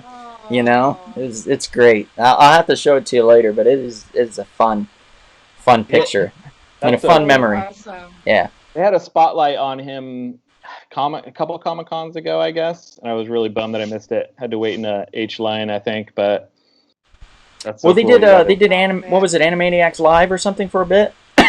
Oh yeah. And he came for that, and they were all performed up on the stage and stuff. I was there for that. That was that's great. awesome. That was great. Yeah. Oh, thank you, Angie. She said she loved that story. Thank you very much. I'll try to see if I can find that picture in the meantime. Maybe I can post it on here. But I'll try. Okay, so Animaniacs was your number 5 as well. So, Janet, what's your number 5? All right, it's Pepper Ann, much too cool for 7th grade. Yeah, so 1997, she was another one that I felt like I had a lot in common with her, with my frizzy hair, my glasses, had the braces. She's quirky and very spirited, but maybe her imagination was better than mine. She went to Hazelnut Middle School. Her friends were Nikki and Milo, and Nikki was like this quiet, like vegetarian. And they were just so cute. And then like her little sister Moose was sort of like non-gender specific, and she had a very deep manly voice, and she's only 7. So I really liked her, Moose. And she had this alter ego just like Doug Funny did too. And her emotions came out in her dreams. So whenever she had these dreams, she would be like a superstar or like an Olympic athlete. Like whatever she wanted to be would happen like in her fantasy or her dreams. So it just reminded me of like kind of like the backward kids in middle school, like just have these strong imaginations about who they want to be and who they would be if they could be. And it was like really inspiring as a kid. And so like she and Doug were like these nerdy kids, but I felt like I wanted them to be my friend. I really liked them. They were so cute. Again, another show. Wacky mom. No clue. Yeah. It was. Yeah, I don't know. What was Nickelodeon? That one I think might have been Disney. I think it was on one of the. It could have been Disney Channel. Okay. Yeah. Yeah. Okay. Pepper Ann, 97. I didn't get to. I think I saw it like at my grandpa's house, like Abuelo's house, because I don't think I had cable at that point. Okay. By the way, Sammy says one of the best Batman animated series, all of it. Poison Ivy, Mr. Freeze, everything. Jarrett says best Batman ever. Sammy says Kevin Conroy, exclamation point. Yeah. And I found the picture, by the way, so I'm going to quickly... Alright, you found it. Instead of posting it on the actual thing like I do these images, I'm just going to show it on my phone here just to save time. But this is me being super... Oh my God. You can see it. Oh, I'm so excited. I was like so nervous and excited by that picture. That's awesome. Yeah, but it was a great time. It was such a fun time that evening. I had a really good time. Did you recognize him, or did you just you heard? Totally recognized him. I recognized him Wow. because of the Animaniacs Live, and when he was on stage, he wore like the gaudiest suit, and he like had these chains on and stuff, and I was like, what is going on? And then he did the voice, and I was like, oh my god. And then so when I saw him, and he was there as like a guest, like watching the show and stuff, he must have been a big fan. And when I saw him there, I was like, it's totally him. I like knew it. For once, you know how you're like, oftentimes you think you know somebody and you don't approach them because you're like, maybe it's not them. I'm gonna embarrass myself. I knew 100%. I was like, that's the dude. So like when I went up to him, I was like, for a sec, I was like, you know, and I told him, I was like, yeah, you know, and then he knew I knew, you know. He spotted me. I kept looking at him, so he knew I knew. Awesome. By the way, Jarrett says if Bobby's World is not on the list, then there is no God. Oh no! Oh come on! Wow, Jarrett, I don't think there is any God for you then, sir. We might have forgotten about Bobby's World. I don't think we forgot. I just think we didn't put it on. I didn't think about it. Oh, I love Bobby's World. Okay, so my last one was Animaniacs, and this one, I struggled with it being up higher on the list, but there's so many good 90s animated series. But I love this one 100%. And I love the opening. It'd be like, it was like this ski bop kind of like thing. It'd be like, dop dwee dub dub dub dwee dow. I know where you're going with this. Dop dwee dub dub dub dwee dow. Ba da ba dub dwee dow. Dweep dab dab dweep dow. Dweep dab. We're talking about the Tick, guys and gals. Yes.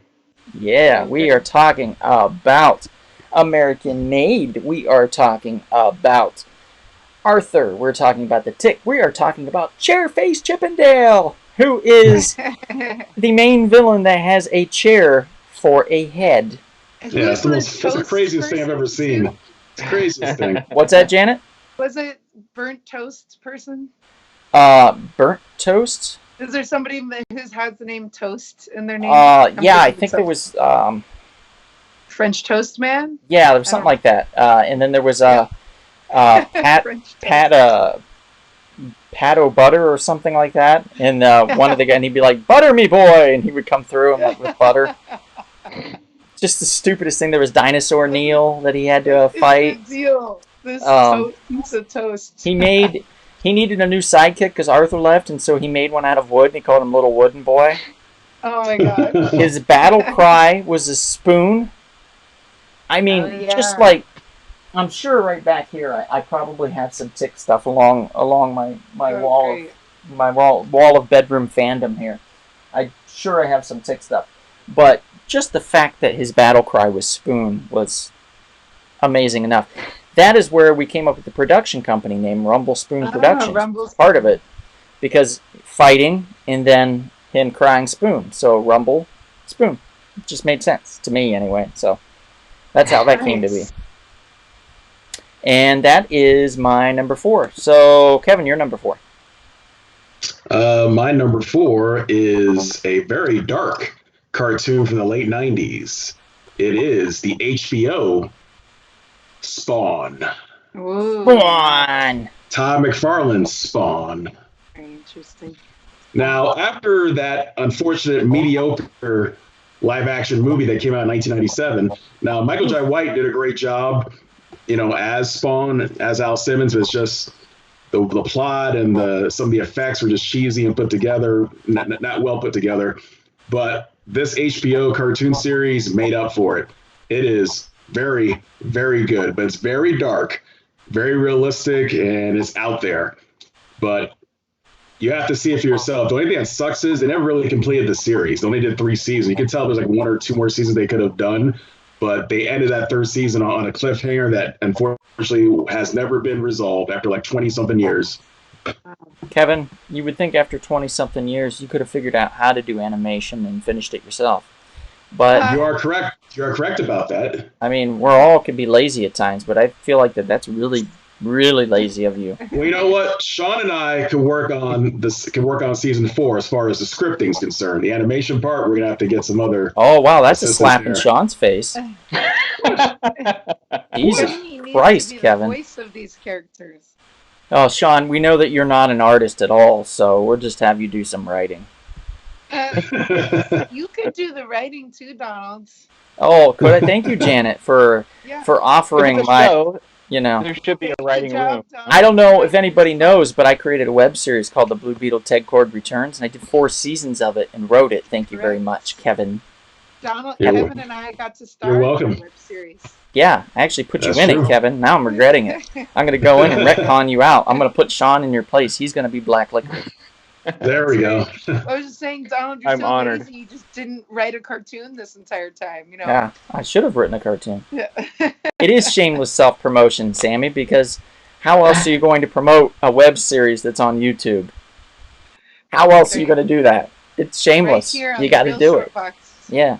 Speaking of shameless, if we want to go that route, Jim Hoffmaster, our friend, he's on Shameless, and That's true. I know him, and I created a web series called The Blue Beetle Tech Cord Returns. See, now that's shameless self-promotion. See, that's how that goes.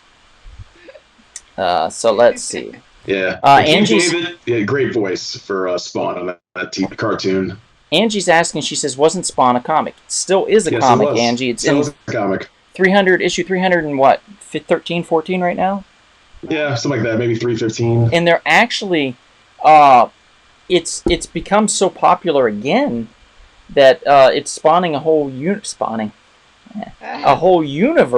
of new Spawn characters and creatures and stuff. So McFarlane's really going all out now to try to expand this, and he's doing that because he made a ton of money.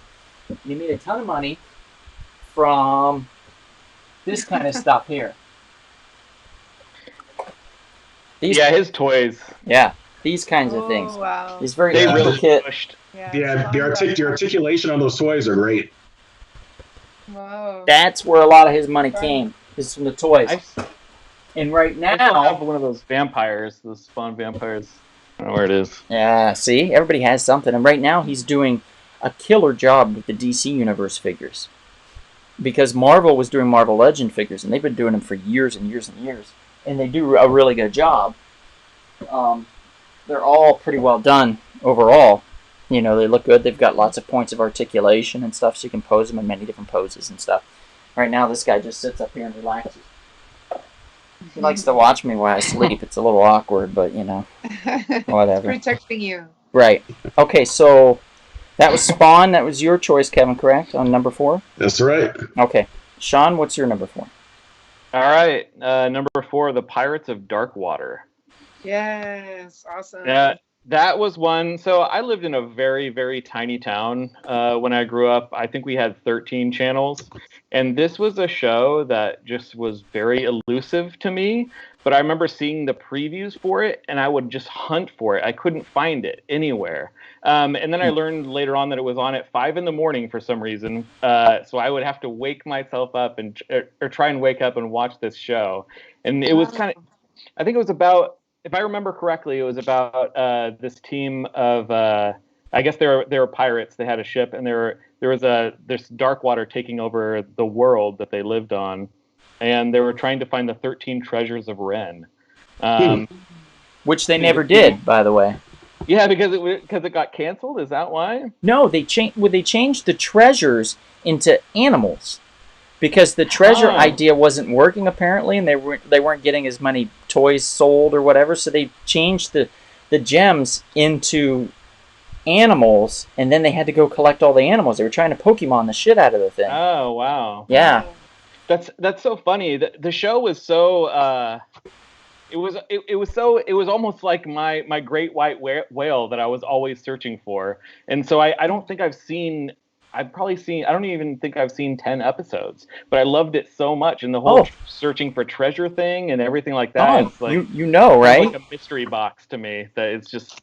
Oh, do you have it? Yeah, I don't have it, but you can order it on Warner Brothers. They'll put it on disc for you and send it to you.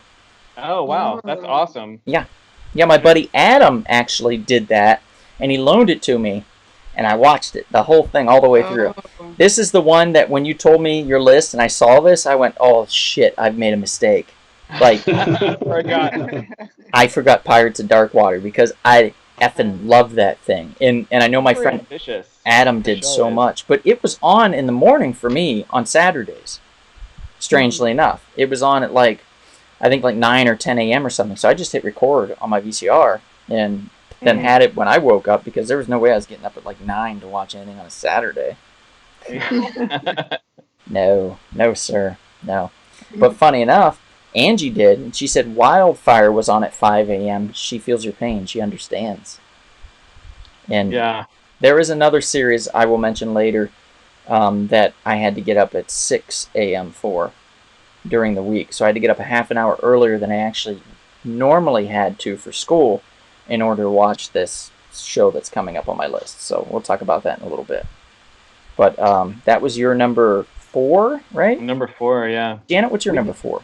All right, so my number 4 is Sailor Moon. So Ah. Sailor Nice. Moon, all the girls are into that. I was like probably 13 or 14. I think, yeah, 13 is like 1995 when I was starting to watch it. Again, Abuelo's house with my cousin in Miami. And we just got so into it. The animation, the Japanese, the fact that this girl is like bipolar. Her eyes get super big, Serena, and that she's called Unagi, which is just a rabbit, a bunny, which makes sense with her big ponytails. And Sailor Jupiter became my all-time favorite character on there. I like that she's Sagittarius. She's the tallest of all of her friends, and she kind of looked like me. And I was actually, even at 5'7", like taller than a lot of my friends. And so when I got into college, me and my friends in the dorms, we each became one of the Sailor Moon characters. Also, we designated it, and we'd get each other like keychains and little chibi items of Sailor Moon. And yeah, I just love it. I love the theme song, and I love that these girls are badass. You know, they're kicking ass, and they're fighting against Queen Beryl, and all the villains have like these gemstone names like Diamond and Beryl. And then this Darien guy is her boyfriend, Tuxedo Mask. And when he throws his roses, they like cut people like Gambit's like playing cards. So it kind of reminded me a little tiny bit of the X-Men, but it is very goofy. But I just like the animation, the actual anime. And now Donald is making fun of me. Why? It's the roses, I think. The rose thing, the fact that he throws these, but he's so romantic for like a Cut you with the 13-year-old roses. girl. Wasn't the Like, thorns on the prom, roses? Tuxedo Mask. Yeah. Yeah, it He was made those very petals cute. hard. Yeah, it was also cool that like her daughter comes from the future to visit her, and she's like totally freaked out because she's like, "I'm 14, I can't handle this. I'm supposed to take care of this little kid who's like my daughter." So, and that the cats can talk to her. That's cool. That was really cool. I like that. Luna That's and Artemis. And this cat is always like, oh my God, this girl. She's always like frustrated with her because this girl really does, I think, have like bipolar. So Sammy thinks Tuxedo Mask is sexy. he was sexy. Sammy, this explains so much to me. He is a tall, sexy Japanese boyfriend So that you want him much. to take you to the prom. Oh, take it to the prom. Because he's got a tuxedo on all the time, and you're in high school. By the way, Frank came up with a bit of trivia that we did not know that I didn't know, and you guys probably don't know. Tula from Pirates of Dark Water was voiced by Jodie Benson, who's Ariel from The Little Mermaid. Whoa! Oh, wow. I didn't know that. I didn't know that. She's the brunette lady who's like tan. That was Tula, maybe, on the show. Yeah, the only lady really, basically on the show was Tula. Really good animation. Yeah. Yeah, it was great, and the little toy, the figures were cool too. Oh yeah. Okay, so that was your number 4. Number 3. We're gonna have to start moving a little quicker now. Faster. I'm going to go with my number 3. Batman the Animated Series. Number 3, guys? What's wrong with you, Donna? Why is it number 3? Well, it's number 3 because there's 2 other better series out there. Oh my God. And I go by what inspired me when I was a kid, what made me want to play with my toys and pretend I'm acting out scenarios. Batman was number 3, and that's still a very respectable place to be. It was great. They created or brought back characters that were irrelevant and made them relevant again, like the Clock King, for example. I loved the episode with the Clock King, where it was like time was simply not on his side, and he lost his goddamn mind over it and tried to take down the Batman because of it. It happens. Or the one about the guy that works for some hoods or something and then accidentally cuts off, or he's on his way home to his wife and he cuts off the Joker. Ooh. And then the Joker kind of starts following him in his car and harassing him. I thought that was great. The Grey Ghost episode is probably my favorite one because it has Adam West doing the voice of the Grey Ghost. So it has Batman and Batman in an animated series format. It was just beautiful. Just a beautiful episode. Heart of Frost or something like that. Heart of Ice, I think, was the Mr. Freeze episode. It was just wonderful. And in fact, Batman the Animated Series Sub-Zero was a beautifully done animated movie. I actually prefer it over Mask of the Phantasm. Don't kill me. Don't kill me. I prefer it over it. But I think Mask of the Phantasm is fantastic. I think it's a great movie, an animated movie. Out of all these that we've mentioned, not many of them got a movie. Batman the Animated Series got 2. So, say what you want, but it's a great show, and that's why it's number 3 on my list. Kevin, number 3 on your list. Number 3 on my list is another great classic, an all-time great from the 90s, the Spider-Man animated TV series. Nice. Hey, Kevin, let me interrupt you really quickly. Sammy says she's going to go to bed. She says good night. Good night, Sammy. Good night, Sammy. And yes, Night. definitely we'll meet It's up. sure it's after midnight out there. We'll meet up when Thank you for get joining back. us. And there we go, Kevin. Spider-Man's up. Similar to Batman, you have a great rogue gallery of villains. And the cartoon does a great job displaying them, from Shocker, Green Goblin, Hobgoblin, Dr. Octopus, Mysterio, the Vulture, and of course Venom. And all the episodes with Venom and Carnage are great. And they even do like a Secret Wars set of episodes. So, I mean, just across the board, they do a great job exploring Peter Parker's life and Aunt May and Mary Jane. So it's basically the comic book brought to life in animation. So you can't go wrong there. And it's had to set in some ways the template for Sam Raimi's movies that came in the 2000s. So this basically probably helped blow up Spider-Man, into even a bigger, character that he already was at the time. I love the picture that you chose, Kevin, is these 2 delightful scamps. Venom just very playfully hugging Spider-Man, and they just look like they're having a real good time. Hey, they're buddies, hey. Yep. All right, Spider-Man the Animated Series. Sean, what is your number 3? All right, we lined up again, Donald, on our number 3, Nice. Batman the Animated Series, Hey. which could definitely go higher. And I think this is the 3rd time we've heard about it, so I won't say much about it. But I mean, Harley Quinn. We got Harley Quinn. Nobody has said that so far. Done by Bruce Timm, who's awesome and eternally Aldini. Grumpy at Comic-Con, sitting there. Oh, no. I always make a point to go bother him. And they used to do the art on black paper, which gives it kind of that dark feel to it, which I thought was a really cool idea. But yeah, I mean, animated series. Nice. Okay, Awesome. Janet, your number 3. All right, mine's oh yeah, spin, spin, spin, tail spin. Nice. Hey, I love that one so much. So that was like, again, 4th and 5th grade. I think maybe Disney Afternoon, maybe? Disney Afternoon. Yeah. Yeah, I think it was. Yes. Yeah, it was Like, one before. maybe It was one I before. see it at like 8 a.m., I think, like in 92, 93, something like that. I don't know. Some of those shows I watched at like 8 a.m. and then like I didn't have to be at school until like 8:30 or 9, like in 4th grade. So that was awesome to like watch cartoons like before school, after school. Love Rebecca, and the actual like, plane that he flies that can land on water, and Louie the monkey, and just like everybody, the orangutan. Yeah, the little kid that he's always with, Kit. And then the little girl to Rebecca's daughter. They had like really, really cool, fun stories, and all the villains that were always trying to like monopolize the town or whatever. Shere take over Khan. the business. Yeah, Shere Yeah, Khan. Shere I love Shere Khan. He's in a corporate, suit, and he's just, I love Then he would like it. slash something with his Yeah. claw to Yes. like open it. Yeah, it felt like he would have like been like a drug mobster type. Yeah, like a drug cart kingpin or something. Yeah, it always kind of seemed like that. And I like those characters were from the Jungle Book. That was so Yeah. So. And the pirate, I can't remember what the pirate's name was. He was like a fox pirate guy. He was always like, like a ship. Yes. Yeah, and either like I feel like not him maybe, but some other guy like fell in love with Rebecca and tried to like take her away, and she was like, "I would love to, but I can't leave my daughter Molly behind."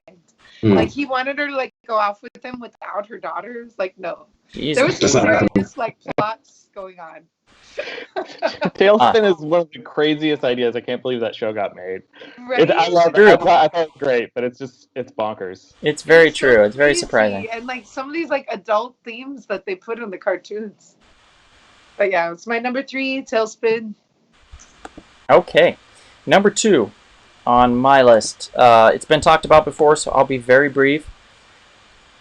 We are talking about Yes, X-Men.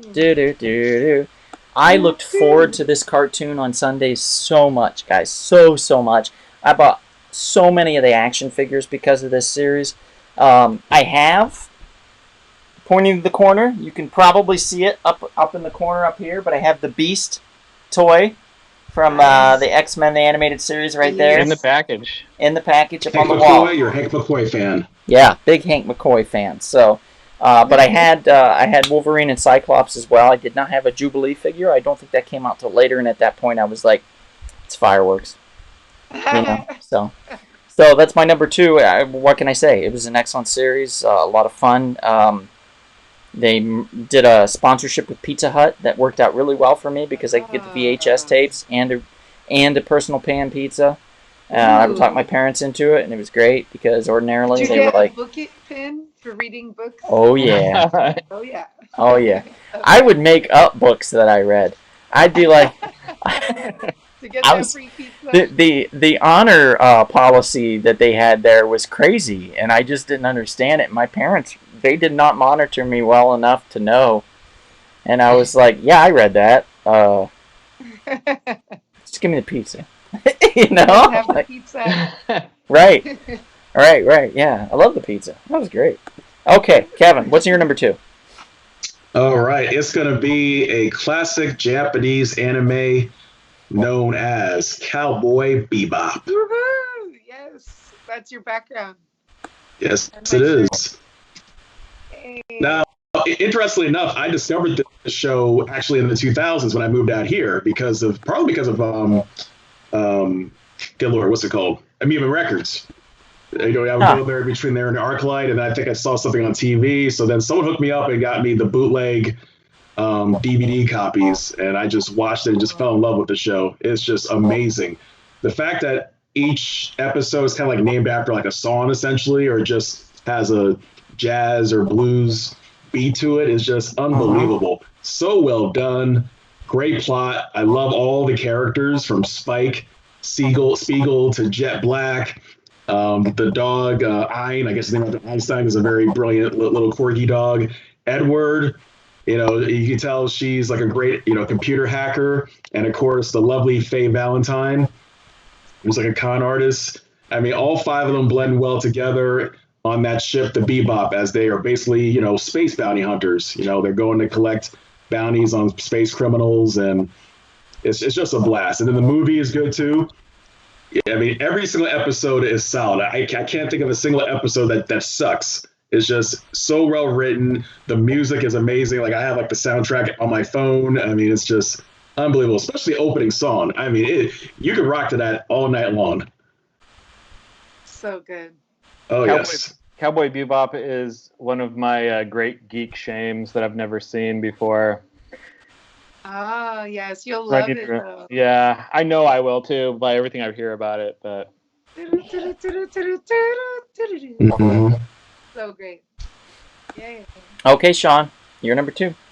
All right, number 2, The Simpsons is my number 2. There we go. 90s. At one point, I mean, everybody knows The Simpsons. I don't know what I can say about it. Hey, don't have a cow, man. At one point I drew Simpsons characters all over my walls and my door and colored them all in, and I did not get in trouble actually. But I probably should have. But yeah, I was mildly obsessed with the show, and I still think it's great. 30-some seasons now or something? Yeah, like 32, something like that. It's ridiculous. Isn't it the longest running series ever? At this point, yes. Yeah. I think it's like surpassing many like soap operas at this point. Yeah. Iconic. I get excited to see these later episodes because I was able to watch it as a kid. But I know people that weren't allowed to watch it as a kid, they're into the early episodes. And then I'm watching it like, I have those memorized. I want to see the newer ones. Yeah. Okay, Simpsons. All right, Janet, what's Burns? your number 2, Janet?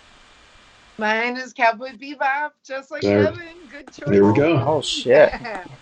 That is just one of my all-time favorites, though. I also really didn't discover it until like 2000 or 2001 from a friend in college, and it was like a whole chill at their house, have some beers kind of thing outside University of Cincinnati, and we were watching it at the same time as like C-Lab 2021 and Space Ghost Coast to Coast.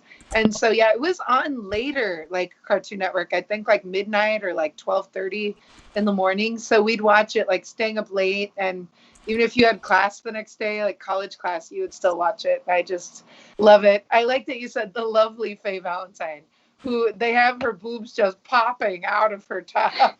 So my fashion design friends are like, that's the most ridiculous outfit that like maybe a prostitute would wear. So that was the funny part about that anime, was that it was like so extreme, though, of course, her outfit. But yeah, the plot's great. Their voices, the Jeet Kune Do that Spike is doing, it's like real moves that, you know, Bruce Lee does. And yeah, the music really makes it. It's really fun. So good.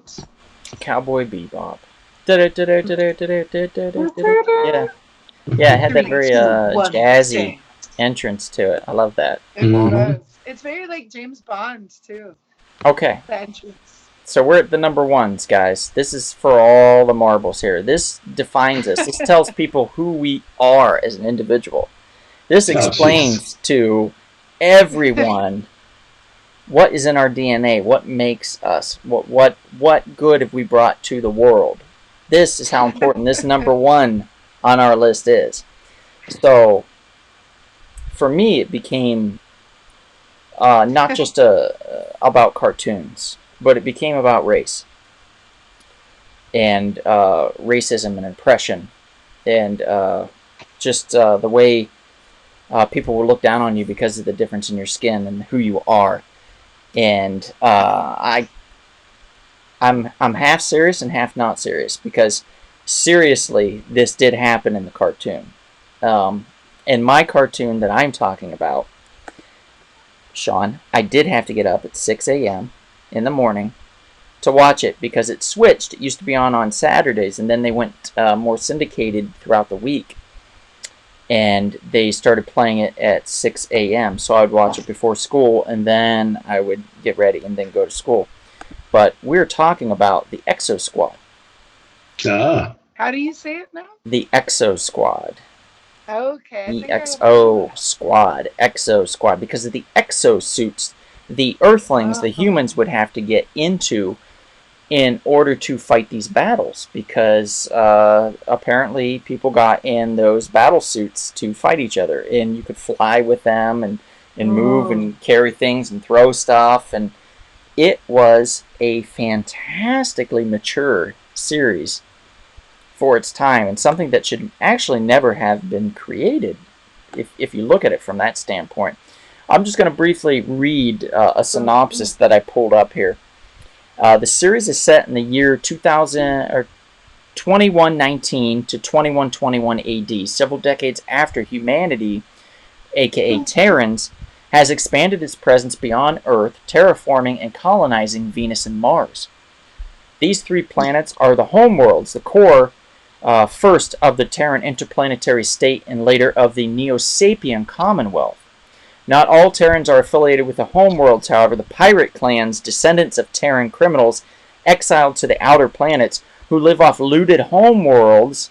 Space freighters are major independent factions in the show. The first episode actually opens with the Earth Congress dispatching the entire Exo fleet, humanity's space-based military, to counter the pirate threat. While they're out fighting this pirate threat, the Neo-Sapiens come in and they decide that they no longer want to be oppressed. This new species of creature that they've developed, human hybrids, so to speak, that they've developed to terraform Mars and Venus, almost as slaves.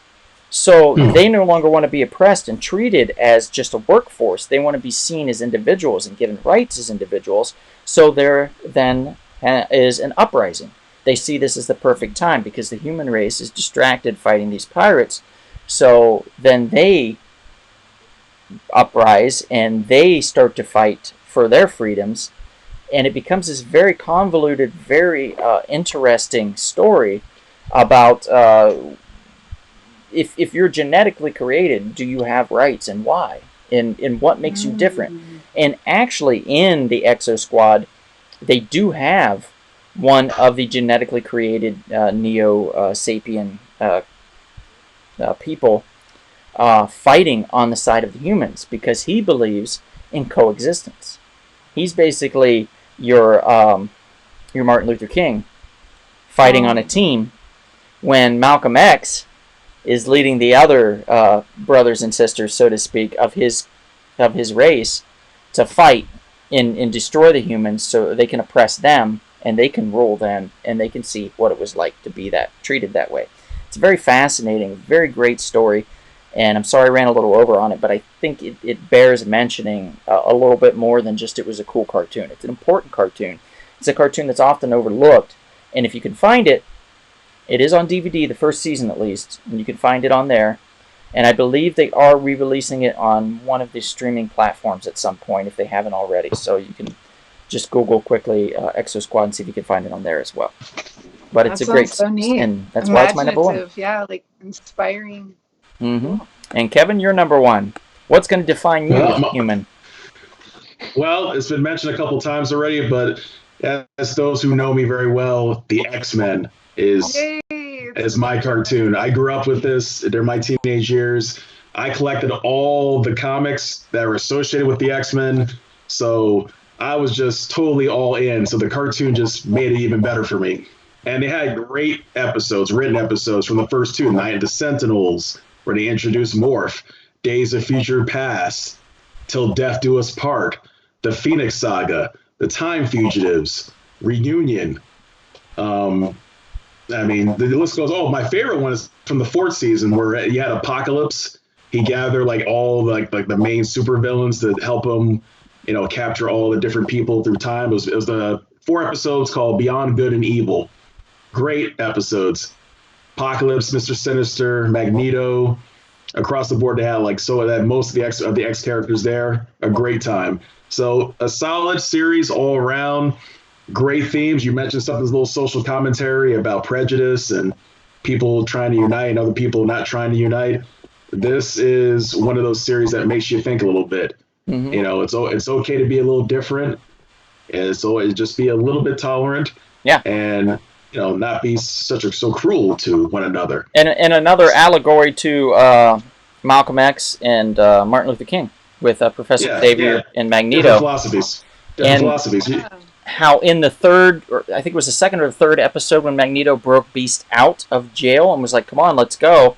And Beast is like, no, I'm going to await trial because I've done nothing wrong except for the color of my skin and the fur that I have and who I am. Being a mutant, yeah. I am going to prove my innocence in the court of law. And it's a very mature series too. It starts out very mature. It digresses more as the series, unfortunately, unfolds. It starts to decay a little bit in quality The particularly fifth with season, the yeah, fifth and final particularly with the season. animation style and the the storytelling. animation and whatnot. Yeah, Seems like they kind of abandoned it at one point, but it's very mature and a very good series overall. absolutely. Okay, Sean, what's going to define you as a human in your life? What's going to make you? This is your lasting legacy here. Your number one choice. I was unaware of that criteria before I chose my number one. But anyway, so I know people will some people might take a little bit of an issue with calling this a 90s cartoon, since I believe it only had one season, its final season in the 90s, and it's DuckTales. Yay! DuckTales might be the best theme song ever. Yeah. It's one of them. It's one of them. Yes. Yeah, one of them. It's that opening that I just wanted to see that they just made for the opening, but I thought were like lost episodes, like with the you're mummy right. and like there's the alien where he takes the dollar away. But it's I don't know if you guys have ever read the Carl Banks comics, Life and Times of Scrooge McDuck, but it is the closest I've seen to that, which has a huge impact on pop culture. Steven Spielberg said even that Raiders of the Lost Ark shares a lot. It was inspired a lot by those comics by Carl Barks. Oh. The art is amazing in that. Carl Barks did some amazing stuff. But even if you look at some of the, I can't remember exactly which issues they were, but there are. Panels look like they're taken straight out of that comic book. Let me just briefly mention that the image that's on the screen is from the newer DuckTales, not from the one from the 80s and 90s. Just we are aware of that. We just grabbed an image that we thought best represented. It had everybody in the image, so we just threw that on there.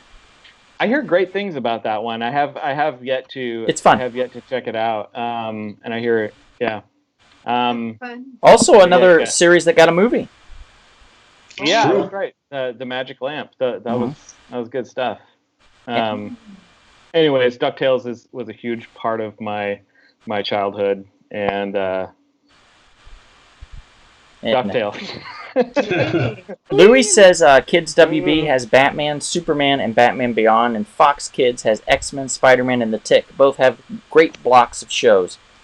Yeah, Fox Kids. Jarrett says last season of X-Men had different animation company. Yes, that's true. Yeah. And Enrique says, thank you, Enrique. He says Exo Squad is on Peacock. So you can watch the Exo Squad on the Peacock I'm network. going to check that out, Donald. I think you all should. All right. So DuckTales, Sean's number one. Janet, this is it. All this is going to show everybody who you are as an individual. It's going to tell everybody a little bit of you. It's going to. I like this, and I like that this legacy. wasn't mentioned. This Rocco's Modern Life. Rocco's Modern Life, which I didn't know for a while, I guess, was by the B-52s. Nice. That song is so crazy. So I was laughing so hard for some reason. I was 11 years old in 6th grade watching this with my actually Norwegian next door neighbor, Anita Knudsen. And we would just watch this only at 11 and just crack up. And I was reading about it on Wikipedia, and there was a lot of controversial adult humor, and there were a lot of conflicts that came up in this guy's seemingly ordinary life. This anthropomorphic wallaby from Australia. I loved his Australian accent, and then it also said the vast majority of these characters are mentally unstable. Okay. There was a neurotic turtle, Filbert. He was so funny, and like Heifer, the steer, his best friend, and Spunky, his little dog. And I also like that they said it was actually set near the Great Lakes, but a fictional town called O-Town. So that made me think about like Ohio. Yeah. And then their neighbors, Mr. and Mrs. Bighead, and he'd say Bighead because he had his like Australian accent. And Mrs. Bighead had a crush on him. And she has just like this huge frog, and he's this tiny little wallaby, and it's just so absurd. And some of the animation, like when he gets a cold and he's like dripping snot out of his nose and stuff, was very much like Ren and Stimpy. It reminded me of them, and like his like tan color body was kind of like Ren. So yeah, it was just this era of a weird cartoon, and I realized later that things that are out of place or like really odd, like really make me laugh out loud. And so I just loved it, but I guess it was very like controversial. And maybe I liked that there was something very adult about it that just cracked me up. Janet, you're not alone. Angie is obsessed with Rocco too. So Yes, so there you go. I've never seen it. Again, it's another show that Oh my did God, not make it to my hometown, so to speak. To be fair, they were going to charge an exorbitant amount of money to run cable across the street wow. to our one house. That was the only house on that side of the street. And they were like, we're going to charge you a bunch of money. And my parents were like, no. So Yeah. I would go over to my friends and watch what I could, but it was, I had to watch what they wanted. It wasn't this stuff. So, Right on. yeah. Well, you can always see it now. It's Yeah. because it's like an adult kind of cartoon. I think you'll enjoy Okay. it. Maybe I'll revisit that. Maybe if it's on the Peacock Network, we can all watch stuff on There Peacock. you go. Hey. But that's it, guys. That's our entire list. That's our top 10 of everything. It took us a little over 2 hours to deliver that to you. But we thank you for staying with us and for tuning in to the Real Short Box Live. And again, Yes, thank you for joining us. I just want to mention that we have 2 great sponsors. We have Half's Hot Sauce and we have Splattered Frog Brewing. Go to their sites, buy some hot sauce. It's great. Trust me, it's really good. Sean and I both know. Kevin knows. Kevin loves it on crackers and nothing else, apparently. Really good. But Sean and I love it on other things. Janet, you've tried it, right? I've had you Yeah, I try got it. to have it at your house. Yeah. You made like the mustard. And Yeah. So I push it on everybody because I think it's just really good stuff. Splattered Frog beer, I think, is phenomenal. I can't wait to have some more. I know he's brewing some more, so I'm excited to try it. And we will be back next week. We'll be back on Monday. We've got something very special, so we're going to announce it here, not at the moment, but we're going to announce it in the next day or two on our social media platforms. You can find us on Facebook. You can find us on Instagram. And you can find us on Twitter. Thank you. And that's where we're going to be announcing it. It is going to be a very fun podcast, but it's going to lead into something that's going to be incredible, guys. It's going to be a month-long series of madness that's going to be coming your way. And I'm very excited to be bringing that to you. So with that, thank you for tuning in. Thank you for tuning in to YouTube Live. And you can also find us on a host of podcast platforms. You can find us on Spreaker. You can find us on Spotify, iHeartRadio. You can find us. Was it Apple something? Apple Podcasts. You can find us on. You can now find us on Google Podcasts. We're on there again officially. We should be on Amazon Podcasts, Amazon Music very shortly. You'll be able to find us on there. We're expanding, guys. You tell us where you want us to go, and that's where we'll be. So we're definitely expanding our reach, and we're happy to get on these platforms for you. Any last minute mentions of any series, guys, before we wrap this up? Just something you thought of that you're like, oh no, I need to mention it really quick. Bobby's World for Jared. Bobby's World for Jared. All right. I do love that show. Yeah. That was so cute. I was so little watching that. Oh. And that was what's his face? The guy that put the Howie Mandel. the glove over his head and would blow it up. Yeah, Howie Mandel. So cute. My uncle, he was so cute. Oh. Yep. So, thank you for tuning in, everybody. Thank you for listening. Janet, Sean, thank you for being our guests tonight. Loved having you. Thank you. Thank you for having us. This was so fun. And if we don't see you guys out about anytime soon, perhaps we will see you at the adventurous, charming, and enchanting comic book shop. Yeah. Good night, everybody. Thanks for tuning in. Yes.